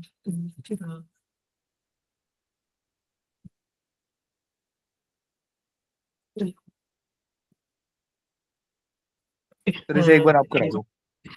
हाँ करवा देते हैं। देखो जैसे कि मैंने स्केप सर, डी। वेलोसिटी का फार्मूला लिखा है, पहले तो आपको फार्मूला याद होना चाहिए। स्केप वेलोसिटी का जो फार्मूला होता है वो होगा सरफेस से। ठीक है, क्योंकि स्केप वेलोसिटी का जो फार्मूला है वो हम लोग जो डिराइव करते हैं वो सरफेस से, और ये जो है वो सरफेस से है। ठीक है, और हाँ, तो बोला है कि देखो स्केप वेलोसिटी जो अर्थ का है वो इतना है 11.2 किलोमीटर पर सेकेंड, यानी इसका जो वैल्यू है 11.2 किलोमीटर पर सेकेंड। अब रेडियस को हमने 1/3 कर दिया, रेडियस को हमने घटा कर r/3 कर दिया, और मास को हमने घटाकर m/6 कर दिया है ना। तो अब एस्केप वेलोसिटी कितना हो जाएगी, ठीक है। हाँ, तो अब जो नया जो एस्केप वेलोसिटी हो जाएगी वो हो जाएगी 2g, मास के जगह आ जाएगा m/6 और रेडियस के जगह आ जाएगा r/3, ठीक है। तो बेसिकली 3 ऊपर जाएगा, 6 नीचे जाएगा, तो 1/2 बचेगा, ठीक है। तो ये जो बचेगा 2gm/2r है ना, बोलो। तो तुम इसको ऐसे भी लिख सकते हो 1/√2, ये √2 को बाहर लोगे तो ये आ जाएगा gm/r, 2gm/r, ठीक है। और ये √2gm/r का वैल्यू 11.2 दिया हुआ है, तो ये हो जाएगा 1/√2 टाइम्स 11.2। तो अप्रोक्सीमेटली देख लो ना यार, ये 11.2 होगा, √2 1.4 होती है, तो लगभग ये 7.9 के करीब आएगी, ठीक है। इसको ऐसे भी कर सकते हो तुम, पॉइंट हटा लो 112/14, ठीक है। बोलो। Yes sir. Yes sir. Yes sir. ठीक है, डिवाइड करोगे तो ये अप्रोक्सीमेटली 7.9 के आसपास आ जाएगा। Got it? ऐसे ही किए थे ना सभी। Yes sir. Yes sir. अब देखो फील्ड थ्योरी से क्वेश्चन, ठीक है। ऐसा क्वेश्चन आप लोगों ने ग्रेविटेशन में भी, सॉरी ग्रेविटेशन तो चल ही रहा है, इलेक्ट्रोस्टैटिक में भी किया होगा, वो चार्ज वाला किया होगा, ठीक है। तो फील्ड थ्योरी से ये दूसरा क्वेश्चन है, पहला तो फर्स्ट क्वेश्चन ही था, ठीक है। यहाँ पे बोला है कि 4 आइडेंटिकल मास जो है वो रखे हुए हैं, ठीक है, square shape, 4 corner of square, यानी स्क्वायर, और साइड जो दिया हुआ है वो गिवन है क्या, L है ना। तो देखो ये स्क्वायर है, इसका साइड लेंथ L है, और 4 मास, इक्वल मास, ठीक है, रखे हुए M M M M, ठीक है। तो किसी एक के पूछा है फोर्स कितना लगेगा, ठीक है, ओवरऑल फोर्स जो है वो कितना लगेगा, ठीक है। तो gravitational force exerted on one of mass by the other masses, ठीक है। तो अब ध्यान से देखो कि जो ग्रेविटेशनल फोर्स है वो वेक्टर क्वांटिटी होता है, ठीक है। जो ग्रेविटेशनल फोर्स है वो ग्रेविटेशनल फोर्स जो होती है वो वेक्टर क्वांटिटी होती है। तो अगर हम इस पे फोर्स देखें तो इस पे तुम मान लो, मैं इसी पे कैलकुलेट इस पे करना, ठीक है। इस पे तुम देखोगे तो इसके कारण जो फोर्स होगा वो इधर लगेगा, ठीक है, F1। इसके कारण जो फोर्स है वो इधर लगेगा, F2, क्योंकि हमेशा ये एट्रैक्टिव नेचर का फोर्स होता है। और इसके कारण जो फोर्स है वो इस लाइन के अलोंग इधर लगेगा, F3, ठीक है। अब देखोगे तो F1 और F2 जो है वो इक्वल फोर्स होंगे, क्योंकि दोनों का जो डिस्टेंस है, ठीक है, ये भी L है, ये भी L है, मास भी mm है। तो F1 का जो वैल्यू होगा वो F2 का वैल्यू बराबर होगा, सिर्फ मैग्नीट्यूड की बात कर रहा हूँ मैं, वो होगा G प्रोडक्ट ऑफ मास, ठीक है, अपॉन L², ठीक है। अब F3 को देखोगे ना, तो F3 को देखोगे तो ये डिस्टेंस हो जाएगा √2L, ठीक है। तो F3 का जो वैल्यू होगा वो होगा G product of mass upon √2L का होल स्क्वायर, है ना। तो इसको देखोगे तो gm²/L², और इसको देखोगे तो gm²/2L², ठीक है। अब तीनों जो फोर्स है वो वेक्टोरियली लग रहे हैं, ठीक है, ऐड करेंगे हम लोग, ठीक है।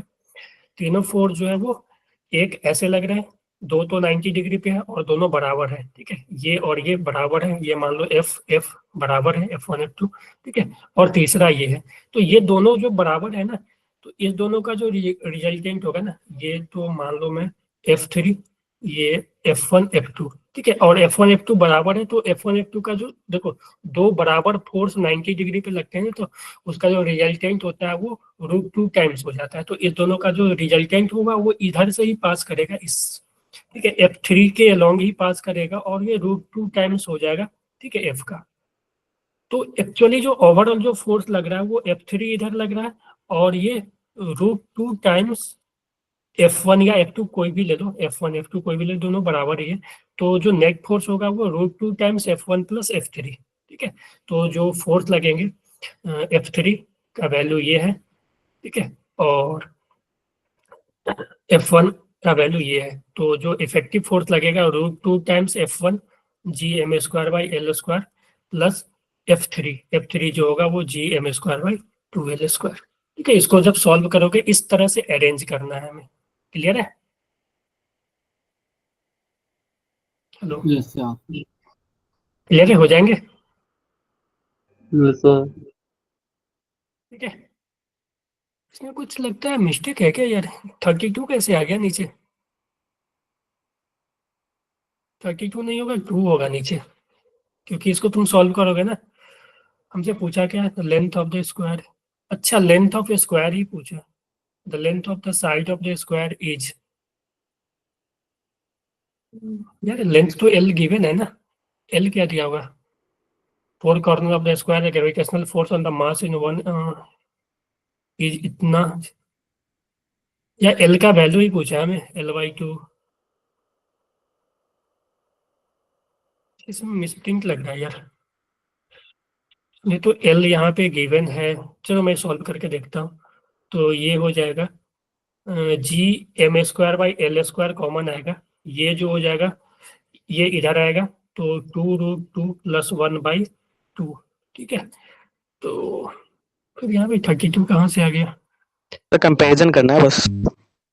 आप या तो x मान लेते हैं आप स्क्वायर को, स्क्वायर की साइड को। एक थोड़ा मिनट, तो कंफ्यूजन होता मैं है। x², हाँ अब कंपेयर कर लो क्या? Yes sir. ठीक है, तो अब अगर मैं कंपेयर करूंगा ना, तो ये आ जाएगा Gm²/x² into 2√2 + 1/2 is equal to Gm²/L², और ऊपर वाला तो कैंसिल होगा, सिर्फ बचेगा 32 नीचे ना। ऊपर वाला तो यही आएगा 2√2 + 1, तो ये तो कैंसिल होगा। Gm² कैंसिल होगा, और नीचे 16, हाँ सही बोले आप। ठीक है, 16। तो यहाँ से जो देखोगे तो x² = 16L², तो x जो आ जाएगा 4L। Very good. ठीक है, यस सर क्लियर क्या? Yes sir. चलो, थैंक यू। हो गया? वही तो कंफ्यूज हो रहा था कि L तो गिवन है, क्योंकि L इसने कहीं लिखा नहीं है क्वेश्चन में ना। चलो ठीक है। क्वेश्चन नंबर, अब देखो इसमें स्केप वेलोसिटी, यार ये तो बार बार यही आ रहा है। मास को चेंज कर रहा है, डायमीटर को चेंज कर रहा है। ठीक है, डायमीटर को 1/16 करेगा तो रेडियस भी 1/16 हो जाएगा। मास चेंज किया, फिर एस्केप वेलोसिटी। ठीक है, तो ये रिपीटेड क्वेश्चन है, इसको फिर से ट्राई कर लेना जिन्होंने, जिससे भी नहीं हुआ होगा।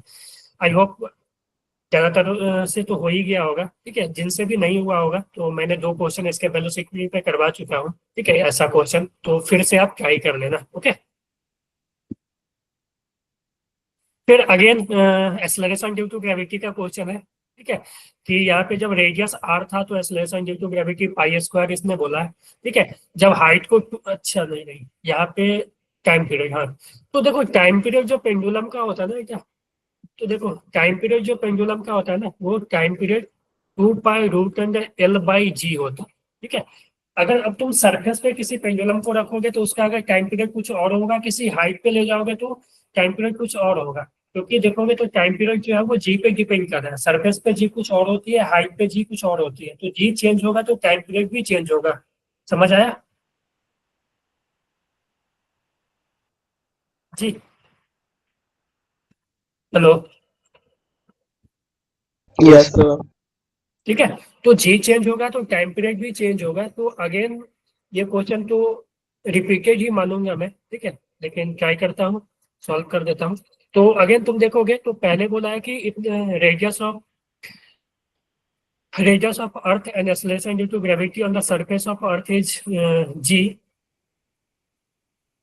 अब देखो length of the second pendulum का जो टाइम होता है ना, time period of second pendulum जो होता है वो 2 सेकेंड होता है। ठीक है, तो अब देखो बोला क्या है ना कि जब उसको हम 2r हाइट पे ले जाएंगे। ठीक है, तो देखो पहले क्या था कि पहले जब सरफेस पे था, ठीक है, तो पेंडुलम जब सरफेस पे था तो टाइम पीरियड 2 सेकेंड था।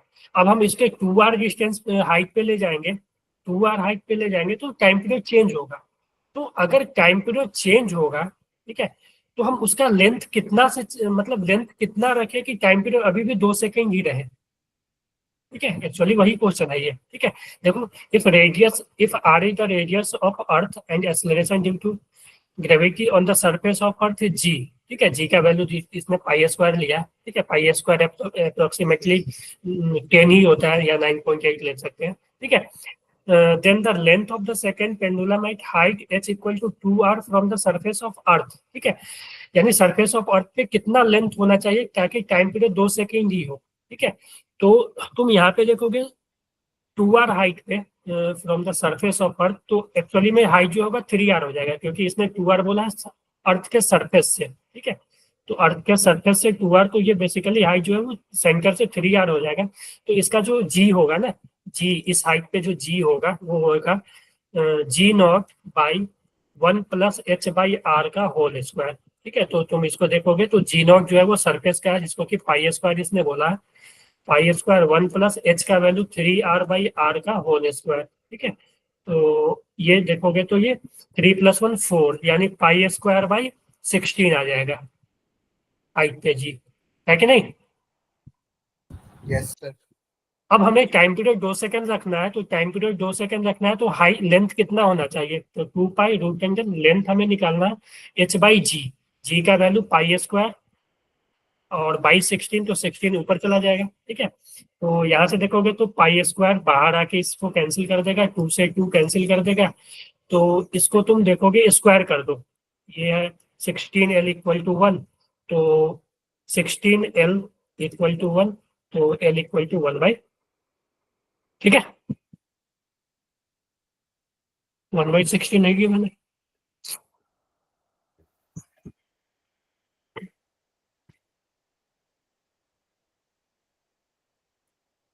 Second pendulum at height 2r 1/16 given ही नहीं है, कहीं गलत हुआ है क्या, देख लो एक बार। हेलो, जी सर देख रहे यस सर। कहीं गलत हुआ है क्या जी निकालने में।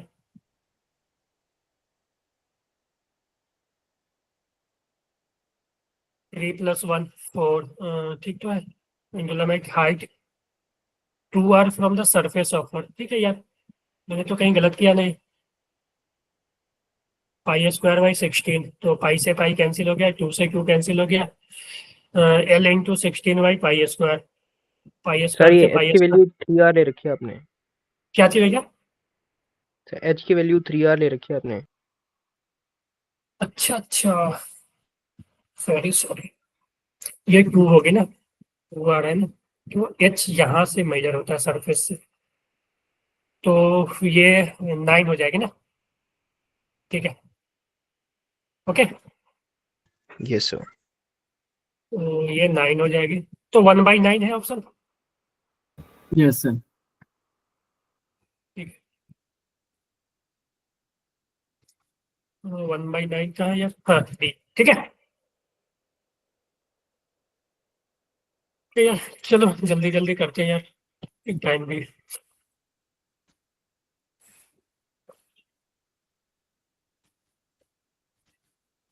ये क्वेश्चन किससे हुआ था,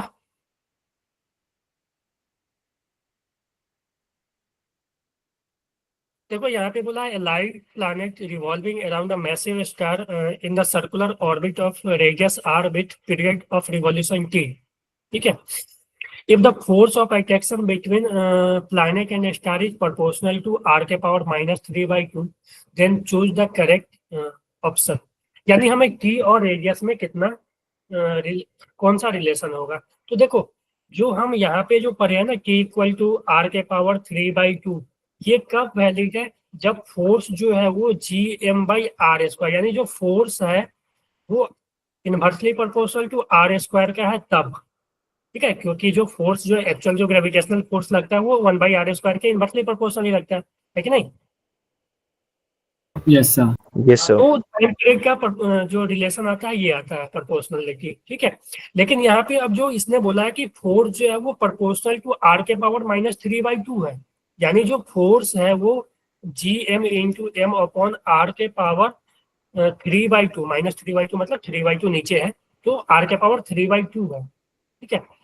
तब क्या होगा, तो फोर्स ये, अब देखो अब हमें बेसिक से चलना पड़ेगा, अब हमें बेसिक से चलना पड़ेगा कि मान लो कोई प्लैनेट है, ठीक है, कोई मान लो इसके अराउंड ये रोटेट कर रहा है और इस पे जो फोर्स है ये इतना लग रहा है, तो इसका वेलोसिटी क्या होगा, ठीक है। अगर मान लो r रेडियस में है तो इसका वेलोसिटी जो होगा वो हम सेंट्रीपिटल फोर्स लगाएंगे कि force is equal to mass mv² by r होती है अगर r रेडियस के सर्कल में ये रिवॉल्व कर रहा है। तो यहाँ से देखो तो force gm into m upon r के power 3/2 is equal to mv² by r। तो यहाँ से तुम v निकाल लो, ठीक है। तो v देखोगे तो ये v जो आ जाएगा ये देखो r से 3/2 एक कैंसिल कर देगा तो 3/2 माइनस 1, तो 3/2 माइनस 1 यानी 1/2 बचेगा ना, yes sir. gm upon r के पावर 1/2, ठीक है।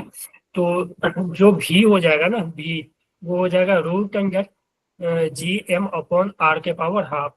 अब देखो टाइम पीरियड क्या होगा, टाइम पीरियड देखो इसको इस रेडियस में ये रिवॉल्व कर रहा है तो टाइम जो होगा वो 2πr, डिस्टेंस कितना करेगा 2πr, सॉरी यार लाइट कट गई, डिस्टेंस जो कवर करेगा ये 2πr अपॉन जो वेलोसिटी है वो ये है तो gm अपॉन r के पावर हाफ के पावर रूट, ठीक है।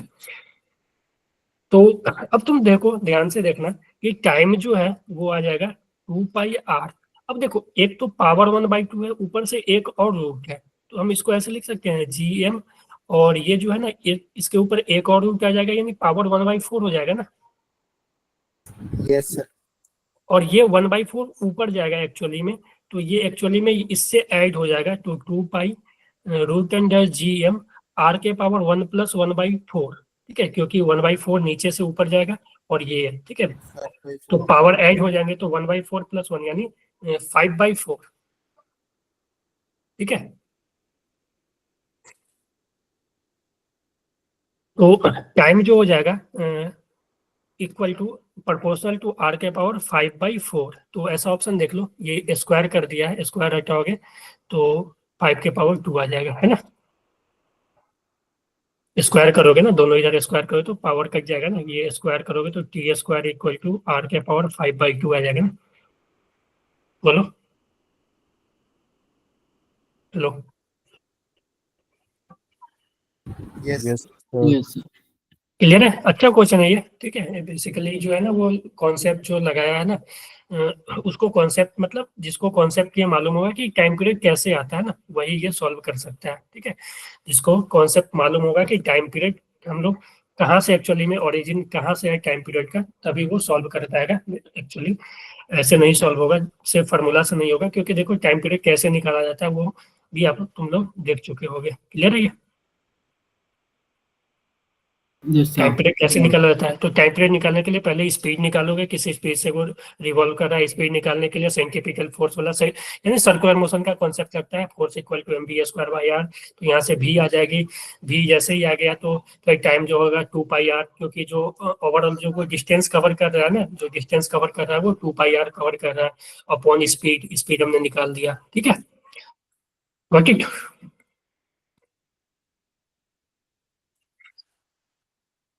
अब देखो ये वेट ऑफ बॉडी बेसिकली कुछ है नहीं इसमें कि इसमें वेट ऑफ बॉडी जो होता है, वेट जो होता है वो मास इंटू जी होता है, ठीक है। तो अब तुम हाइट चेंज करोगे ना, अगर मान लो कि कोई बॉडी सरफेस पे है और कोई बॉडी किसी हाइट पे गया तो सरफेस पे उसका वेट कुछ और होगा क्योंकि जी कुछ और होगा, किसी हाइट पे जाएगा तो वो जी चेंज होगा, है ना। जी चेंज होगा तो उसका वेट कुछ और होगा। तो वही बोला है कि weight of the body on the surface of earth is 18 Newton, यानी वेट जो है सरफेस पे है वो होगा m इंटू जी नॉट। अगर सरफेस का जी नॉट है तो m इंटू जी नॉट। तो वेट पूछा है वो 3200 kilometre above the surface of अर्थ, यानी h का वैल्यू 3200 ले लिया। यानी एक्चुअली जो है ना रेडियस अगर 6400 है तो ये 3200 कुछ और नहीं है, r/2 है। अगर रेडियस r है तो तुम r/2 पे तुम g निकाल लो, तो g जो हो जाएगा वो g0 अपॉन 1 + h/r का होल स्क्वायर होगा, है ना। तो तुम इसको सॉल्व करोगे ना तो g0 अपॉन 1 + h का वैल्यू तुम कुछ नहीं r/2 ले लो, तो r/2 अपॉन r का होल स्क्वायर, तो ये बेसिकली 1/4 बचेगा, ठीक है। तो 1 + 1/2, ठीक है। तो 1 + 1/2 3/2, ठीक है। तो ये बेसिकली जो हो जाएगा ना जी और 3/2 का स्क्वायर करोगे ना तो 4g0/9 आएगा, है कि नहीं। तो वेट जो हाइट पे होगा ना वो m इंटू 4g0/9 आएगा। क्लियर है? Yes sir.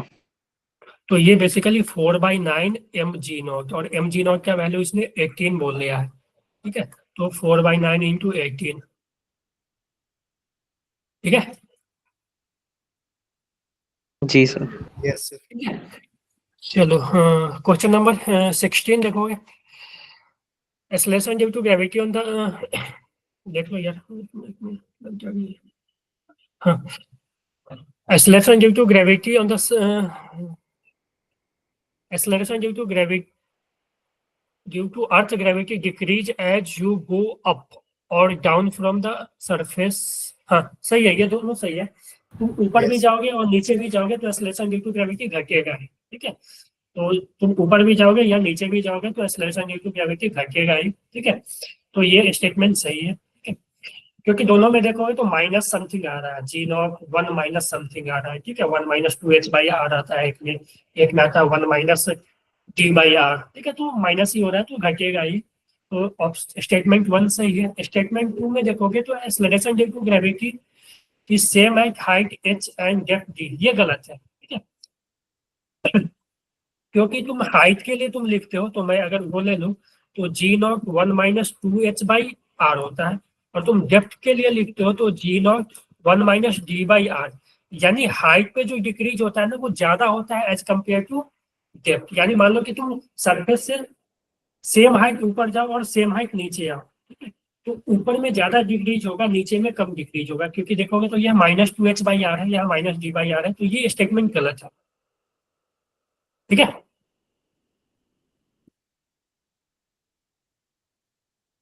जी, यस सर। ठीक है, तो ये ध्यान रखना कि दोनों केस में डिक्रीज हो रहा है, लेकिन ऊपर जाने के केस में जो रेट है डिक्रीज होने का वो ज्यादा है एज कम्पेयर टू नीचे। ठीक है, अगर सेम हाइट ऊपर जाए सेम हाइट नीचे आए, ठीक है, सेम डेप्थ नीचे आए, तो ऊपर में ज्यादा डिक्रीज होगा, नीचे वाले में कम डिक्रीज होगा। ओके, अगेन टाइम पीरियड का क्वेश्चन है। The time period of simple pendulum. Same question है यार, मैंने ऐसा भी करवाया है सिंपल पेंडुलम का ये। तो यहाँ पे टाइम पीरियड डायरेक्ट आप लिख सकते हो t इक्वल टू 2π√L/g होता है। अब g तुम्हें निकालना होगा। ठीक है, अगर इसने डिस्टेंस वगैरह हाइट वगैरह चेंज किया तो अब g निकालना पड़ेगा। अर्थ सरफेस पे टाइम पीरियड t है, तो अब टाइम पीरियड xt हो गया when it taken to height r above the surface of earth. ठीक है, तो h, तो क्या होगा, g चेंज होगा। कैलकुलेट कर लोगे? Yes sir. ठीक है, तो बेसिकली कुछ नहीं, हाइट पे जी निकालना है, फिर टाइम पीरियड के केस में आपको रख देना है। ठीक है, तो बेसिकली होता है ना, ये देखो लेंथ तो चेंज नहीं कर रहा, तो टाइम पीरियड जो है वो directly inversely proportional to 1/√g है। तो हम तुम ऐसे लिख सकते हो t1/t2 is equal to √g2/g1। ठीक है, क्योंकि इनवर्सली प्रोपोर्शनल, तो t1/t2 g2/g1 हो जाएगा। ठीक है,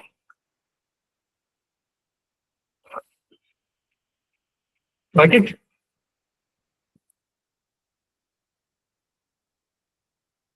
क्या बोलो? यस। चलो,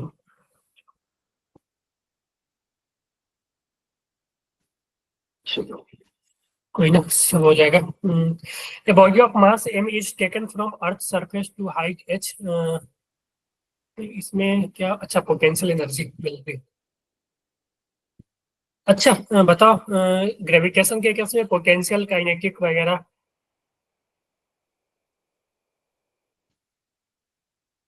अब देखो है क्या, कि a body of mass m is taken from earth surface to height h।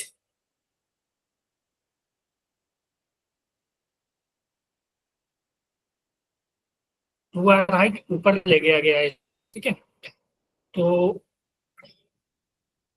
ये मान लो रेडियस r है, तो रेडियस से 2r हाइट ऊपर, ठीक है, यहाँ पे ले गया गया, तो इसका पोटेंशियल एनर्जी में increase in potential energy will be. ठीक है, तो सरफेस पे जो पोटेंशियल एनर्जी होगा ना, u एट सरफेस, तो देखो सरफेस पे जो पोटेंशियल होगा, पहले तो यहाँ था, वो होगा -g m × m/r। ठीक है, क्योंकि जो सेंटर से डिस्टेंस है वो r है। और उस हाइट पे जो पोटेंशियल एनर्जी होगा ना वो minus G M into M by 3r। Clear है?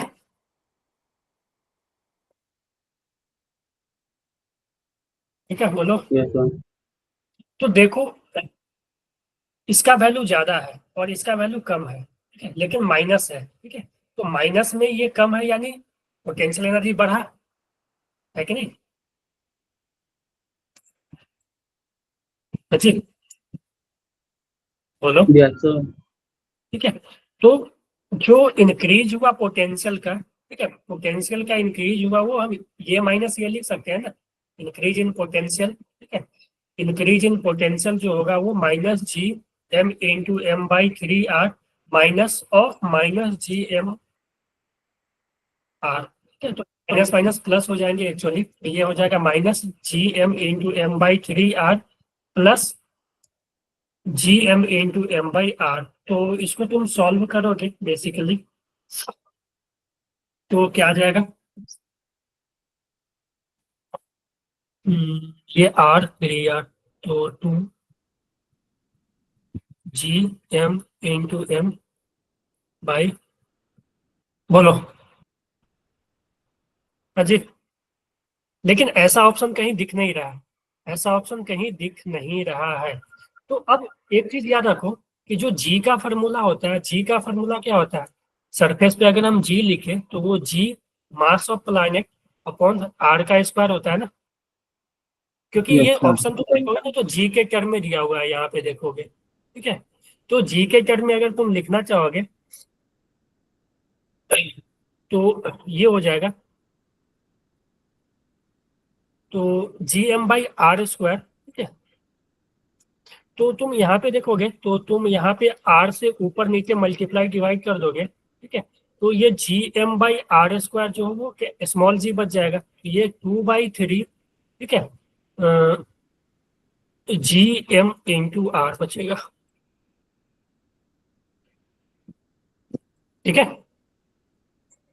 Yes sir. ठीक है, क्योंकि G M by R square जो है वो स्मॉल जी हो गया, ठीक है, okay. Yes, sir. Sir potential difference को सब्ट्रैक्ट क्यों करा है? क्योंकि देखो ना कितना इंक्रीज हुआ वो पूछा है ना, इंक्रीज इन पोटेंशियल एनर्जी। पहले ये देखो सरफेस पे था, सरफेस से यहाँ पे लाया गया, ठीक है, सरफेस से 2r हाइट ऊपर लाया गया, ठीक है। तो सरफेस पे जो पोटेंशियल एनर्जी होगा ये होगा, क्योंकि सेंटर से जो डिस्टेंस है वो r बचेगा।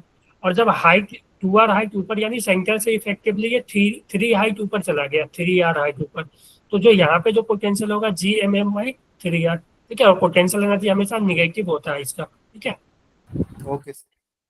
ठीक है, तो जो इंक्रीज इन पोटेंशियल बहुत पूछा है तो इंक्रीज इन पोटेंशियल ये माइनस ये होगा, ठीक है। ठीक है सर। हाँ हाँ,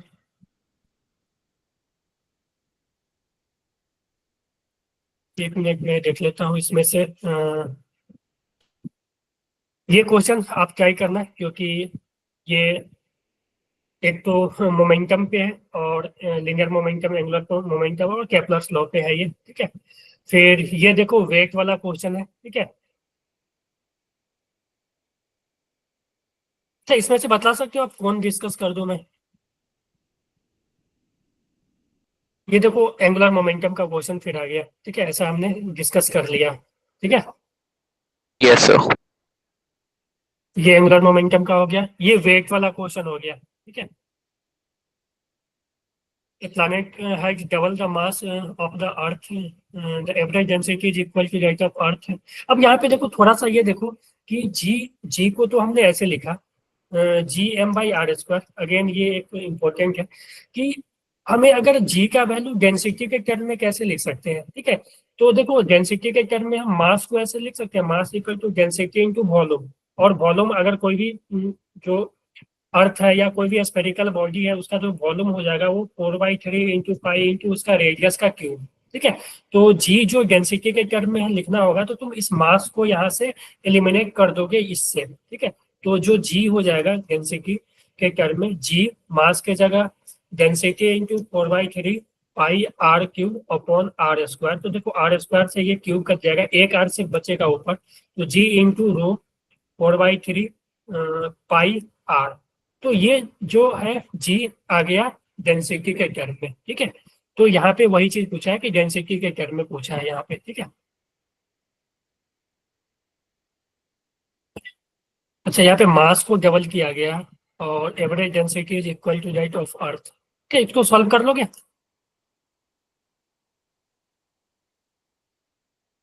देखो मास को डबल किया गया है, डेंसिटी बराबर है, तो रेडियस चेंज होगा ना। बोलो, दो प्लैनेट है, मान लो एक अर्थ है और दूसरा प्लैनेट है, दोनों का डेंसिटी सेम है लेकिन मास अलग अलग है, तो रेडियस में फर्क आएगा ना। Yes sir. ठीक है, तो इसको सॉल्व कर लेना आप, नहीं होगा तो डाउट में पूछ लेना फिर से, ठीक है, अगले क्लास में। फिर एस्केप वेलोसिटी देख लो, ठीक है, अलग अलग रेडियस, ठीक है, ए बी दोनों है अलग अलग, ठीक है, ए का और बी का रेडियस का रेशियो दे चुका है और मास का रेशियो दे चुका है, ठीक है, नहीं एस्केप वेलोसिटी का रेशियो दे चुका है, ठीक है, और ये मान लो ए है बी है, यानी V A by V B दे चुका है, एस्केप वेलोसिटी का रेशियो 1/2 और रेडियस का रेशियो दे चुका है, यानी radius of A upon radius of B जो है वो 1/3 दे चुका है। तो जी का रेशियो पूछा है, ठीक है। अगेन आप ये सॉल्व कर सकते हो, गॉट इट? Yes sir. एक चीज और यहाँ पे कोई डिस्कस करना था, एक मिनट। हाँ, ये क्वेश्चन, चलो, हाँ, ऐसा क्वेश्चन बहुत जगह देखोगे, ये चार्ज वाले केस में भी देखोगे। अब देखो क्या बोला है इसने यहाँ पे, इसने यहाँ पे बोला है कि two particle of equal mass M, दो पार्टिकल है इक्वल मास, मैं थोड़ा नीचे बना देता हूँ,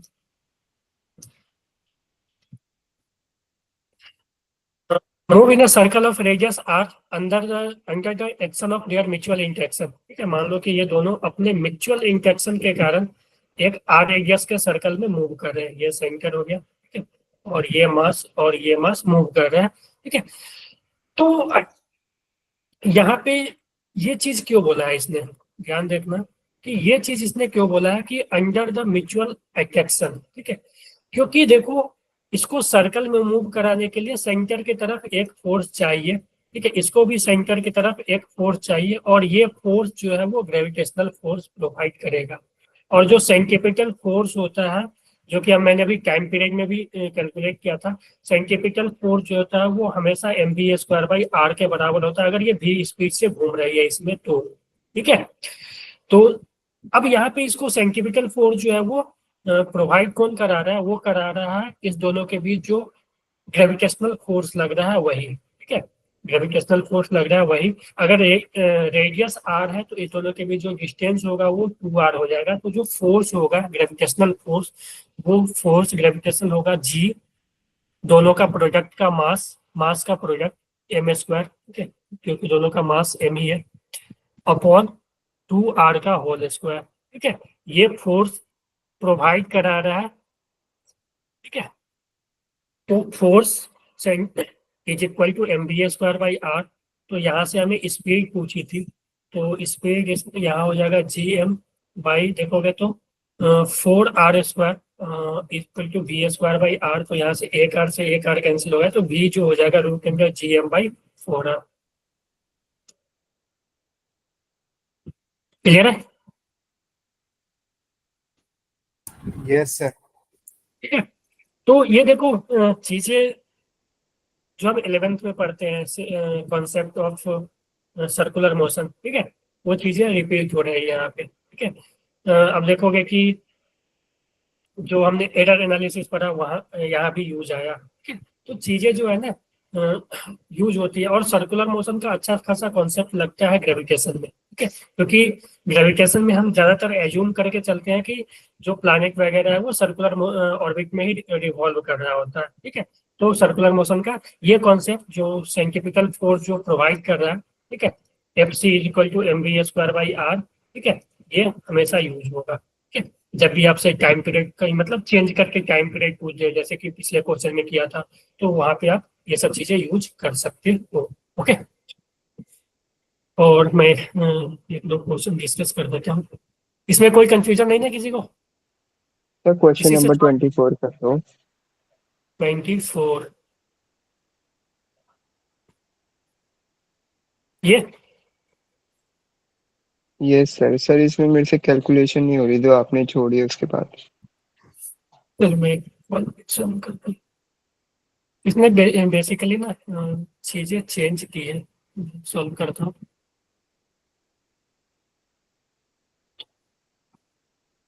हाँ हाँ, इसने क्या बोला है, एक तो आप वो याद रखना, ठीक है, आपने आप लोगों ने लिख लिया होगा शायद, मैंने यहाँ पे रफ कर दिया।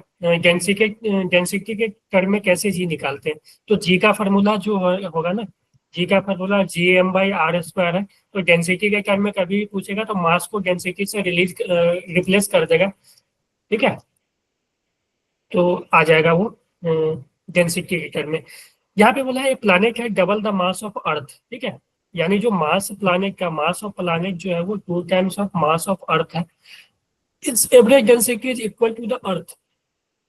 N object weight W on earth will weigh on, अच्छा हाँ, तो प्लानिट पे वेट किसका कितना होगा वो पूछा, ठीक है। अर्थ के सरफेस पे अगर वेट W है तो प्लानिट के सरफेस पे क्या होगा। तो जो वेट होगा ना, अगर हम अर्थ पे बात करें तो वो मास इंटू जी अर्थ का होगा, और वेट प्लानिट की बात करें तो मास इंटू जी प्लानिट का होगा, अर्थ, ठीक है, सरफेस पे ही। तो हमें जी प्लानिट निकालना है। तो अगर हमें जी मास पता है ना, तो हम ऐसे लिख सकते हैं mass G mass of earth upon radius of earth का स्क्वायर। हम इसको ऐसे लिख सकते हैं mass into G mass of planet into radius of planet का होल स्क्वायर, है कि नहीं। Yes sir. तो हम यहाँ से ऐसे लिख सकते हैं weight of earth by weight of planet is equal to, तुम यहाँ से देखोगे तो मास से मास कैंसिल हो जाएगा, कैपिटल जी से जी कैंसिल हो जाएगा, और ये बचेगा mass earth by mass planet into, और रेडियस प्लानिट ऊपर चला जाएगा। बोलो, ठीक है। अगर हमें प्लानिट पे पूछा है ना, तो प्लानिट पे पूछा है तो थोड़ा सा चेंज करना पड़ेगा। इसका वैल्यू दे चुका है W, और हमसे प्लानिट पे पूछा है, तो देखो मास of earth by mass on planet, ठीक है। मैं यहाँ पे थोड़ा सा चेंज कर देता हूँ इसको। तो W ऑन प्लानिट जो होगा, ध्यान देना, मैं इसको क्रॉस मल्टीप्लाई कर रहा हूँ, W ऑन अर्थ, और ये हो जाएगा मास on planet by mass on earth, और इंटू, बोलो, और अर्थ पे जो W दिया हुआ है वो W दिया हुआ है, अर्थ के सरफेस पे की W हो जाएगा। Got it. अब देखो मास on planet by mass on earth का तो तुम निकाल लोगे, मास of planet upon mass of अर्थ जो हो जाएगा वो 2 आ जाएगा, है कि नहीं, क्योंकि रिलेशन डायरेक्ट दे चुका है। यस अब यहाँ पे देखो इसने डेंसिटी को सेम बोल दिया है, डेंसिटी सेम होगा तो डेंसिटी जो होता है वो मास अपॉन वॉल्यूम होता है, ठीक है।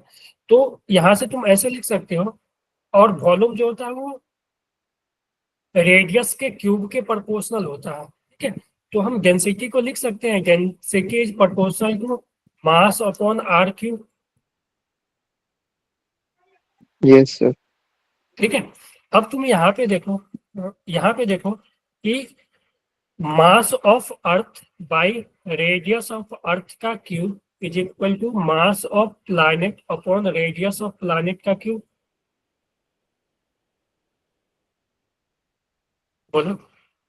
तो हमें यहाँ से Yes, देखो, हमें यहाँ से radius of earth by radius of planet चाहिए ना, तो radius of earth by radius of planet चाहिए, तो तुम यहाँ से देख सकते हो कि radius of earth by radius of planet, यानी इसको इधर लाओ इसको नीचे लाओ, तो यहाँ से radius of earth by radius of planet का cube is equal to mass of planet by mass of earth का रेशियो, और yes, इसको sir, हमें, got it. Got it. तो Yes, यहाँ sir. से तुम देखो क्यूब है ना, तो क्यूब हटा के यहाँ से 1/3 रख देना, और ये कुछ नहीं MT बाई यानी 2 है, यानी 2 के पावर 1/3, यानी, ठीक है। Yes, sir. Thank you, sir. चलो तो ऑप्शन डी होगा शायद ये।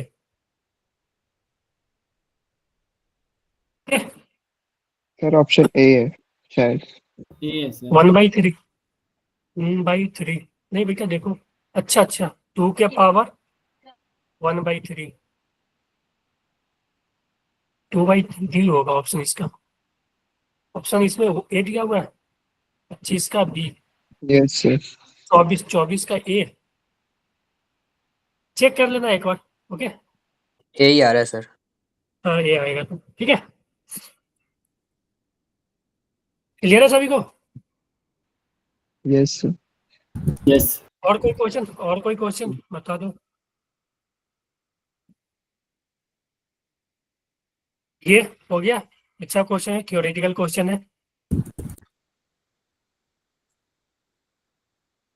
Choose the incorrect.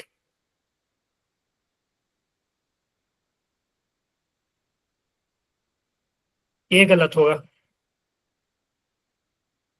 क्योंकि जो प्लैनेट है ना वो एक्चुअली में इलेक्ट्रिकल पाथ पे रिवॉल्व करता है। ठीक है, जो प्लैनेट है वो इलेक्ट्रिकल पाथ पे रिवॉल्व करता है, और उसका जो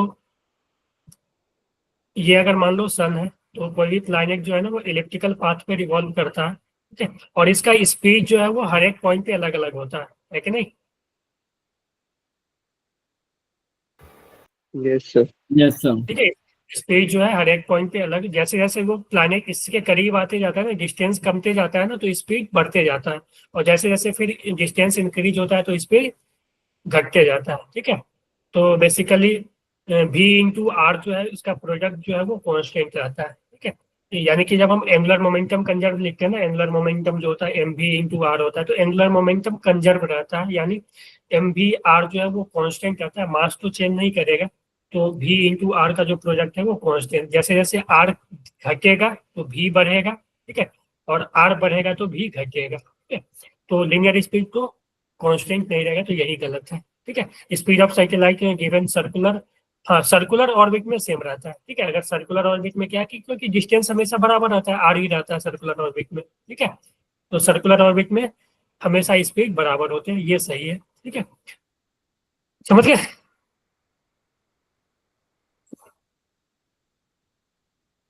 किसी को कुछ पूछना है और कोई भी क्वेश्चन में बतला दो यार।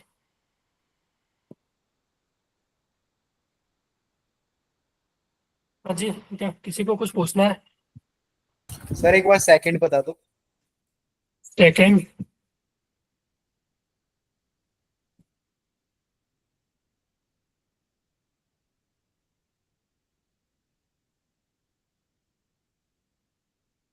तो सेकेंड में क्या दिक्कत है? ऐसा तो हमने बहुत सारा डिस्कस कर लिया ना, कि देखो इसमें बोला है कि if satellite orbiting in earth is 9 times closer to the earth than moon, यानी अर्थ के अराउंड टू मून भी रिवॉल्व कर रहा होता है, तो मान लो कि यहाँ पे मून रिवॉल्व कर रहा है। ठीक है, और एक सैटेलाइट जो है वो भी रिवॉल्व कर रहा है, वो सैटेलाइट जो है वो क्लोजर है अर्थ मून से। ठीक है, 9 टाइम्स क्लोजर है। अगर हम सैटेलाइट का डिस्टेंस x लेते हैं ना, तो जो मून का डिस्टेंस होगा वो 9x होगा। ठीक है, हम ऐसे भी बोल सकते हैं कि जो मून है वो 9 टाइम्स ज्यादा दूर है एज कम्पेयर टू सैटेलाइट अर्थ से। ठीक है, बोलो। सर ठीक है, तो वही चीज है कि अगर ये जिसका डिस्टेंस x है तो इसका डिस्टेंस 9x हो जाएगा, तो टाइम पीरियड जो होता है वो x के पावर 3/2 के प्रोपोर्शनल होता है। ठीक है, तो हम लिख सकते हैं कि टाइम पीरियड, तो अब यहाँ पे इसने मून का टाइम पीरियड दे चुका है। ठीक है, तो time period of satellite by time period of moon is equal to, हम लिख सकते हैं distance of satellite by distance of moon का पावर 3/2। ठीक है, तो जो सैटेलाइट का डिस्टेंस था वो x था, और जो मून का डिस्टेंस था वो 9x था, तो x/9x के पावर 3/2, तो ये कैंसिल, तो 1/9 के पावर 3/2। ठीक है, ठीक है सर। ओके, और किसी को?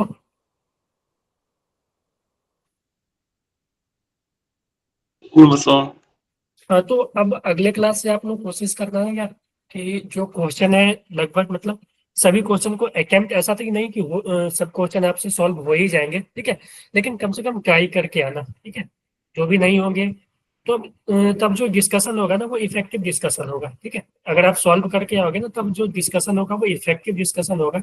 आप सॉल्व करके नहीं आओगे, ऐसे ही आ जाओगे तो वो इफेक्टिव नहीं होगा, आपके लिए तो बिल्कुल ही नहीं होगा, ठीक है। ठीक है? चलो ठीक है, तो एवरीवन चलो 20 मिनट है, आप लोग अगले क्लास के लिए रेडी हो जाओ, नाश्ता वगैरह कर लो। Okay, bye everyone, bye sir. Bye bye.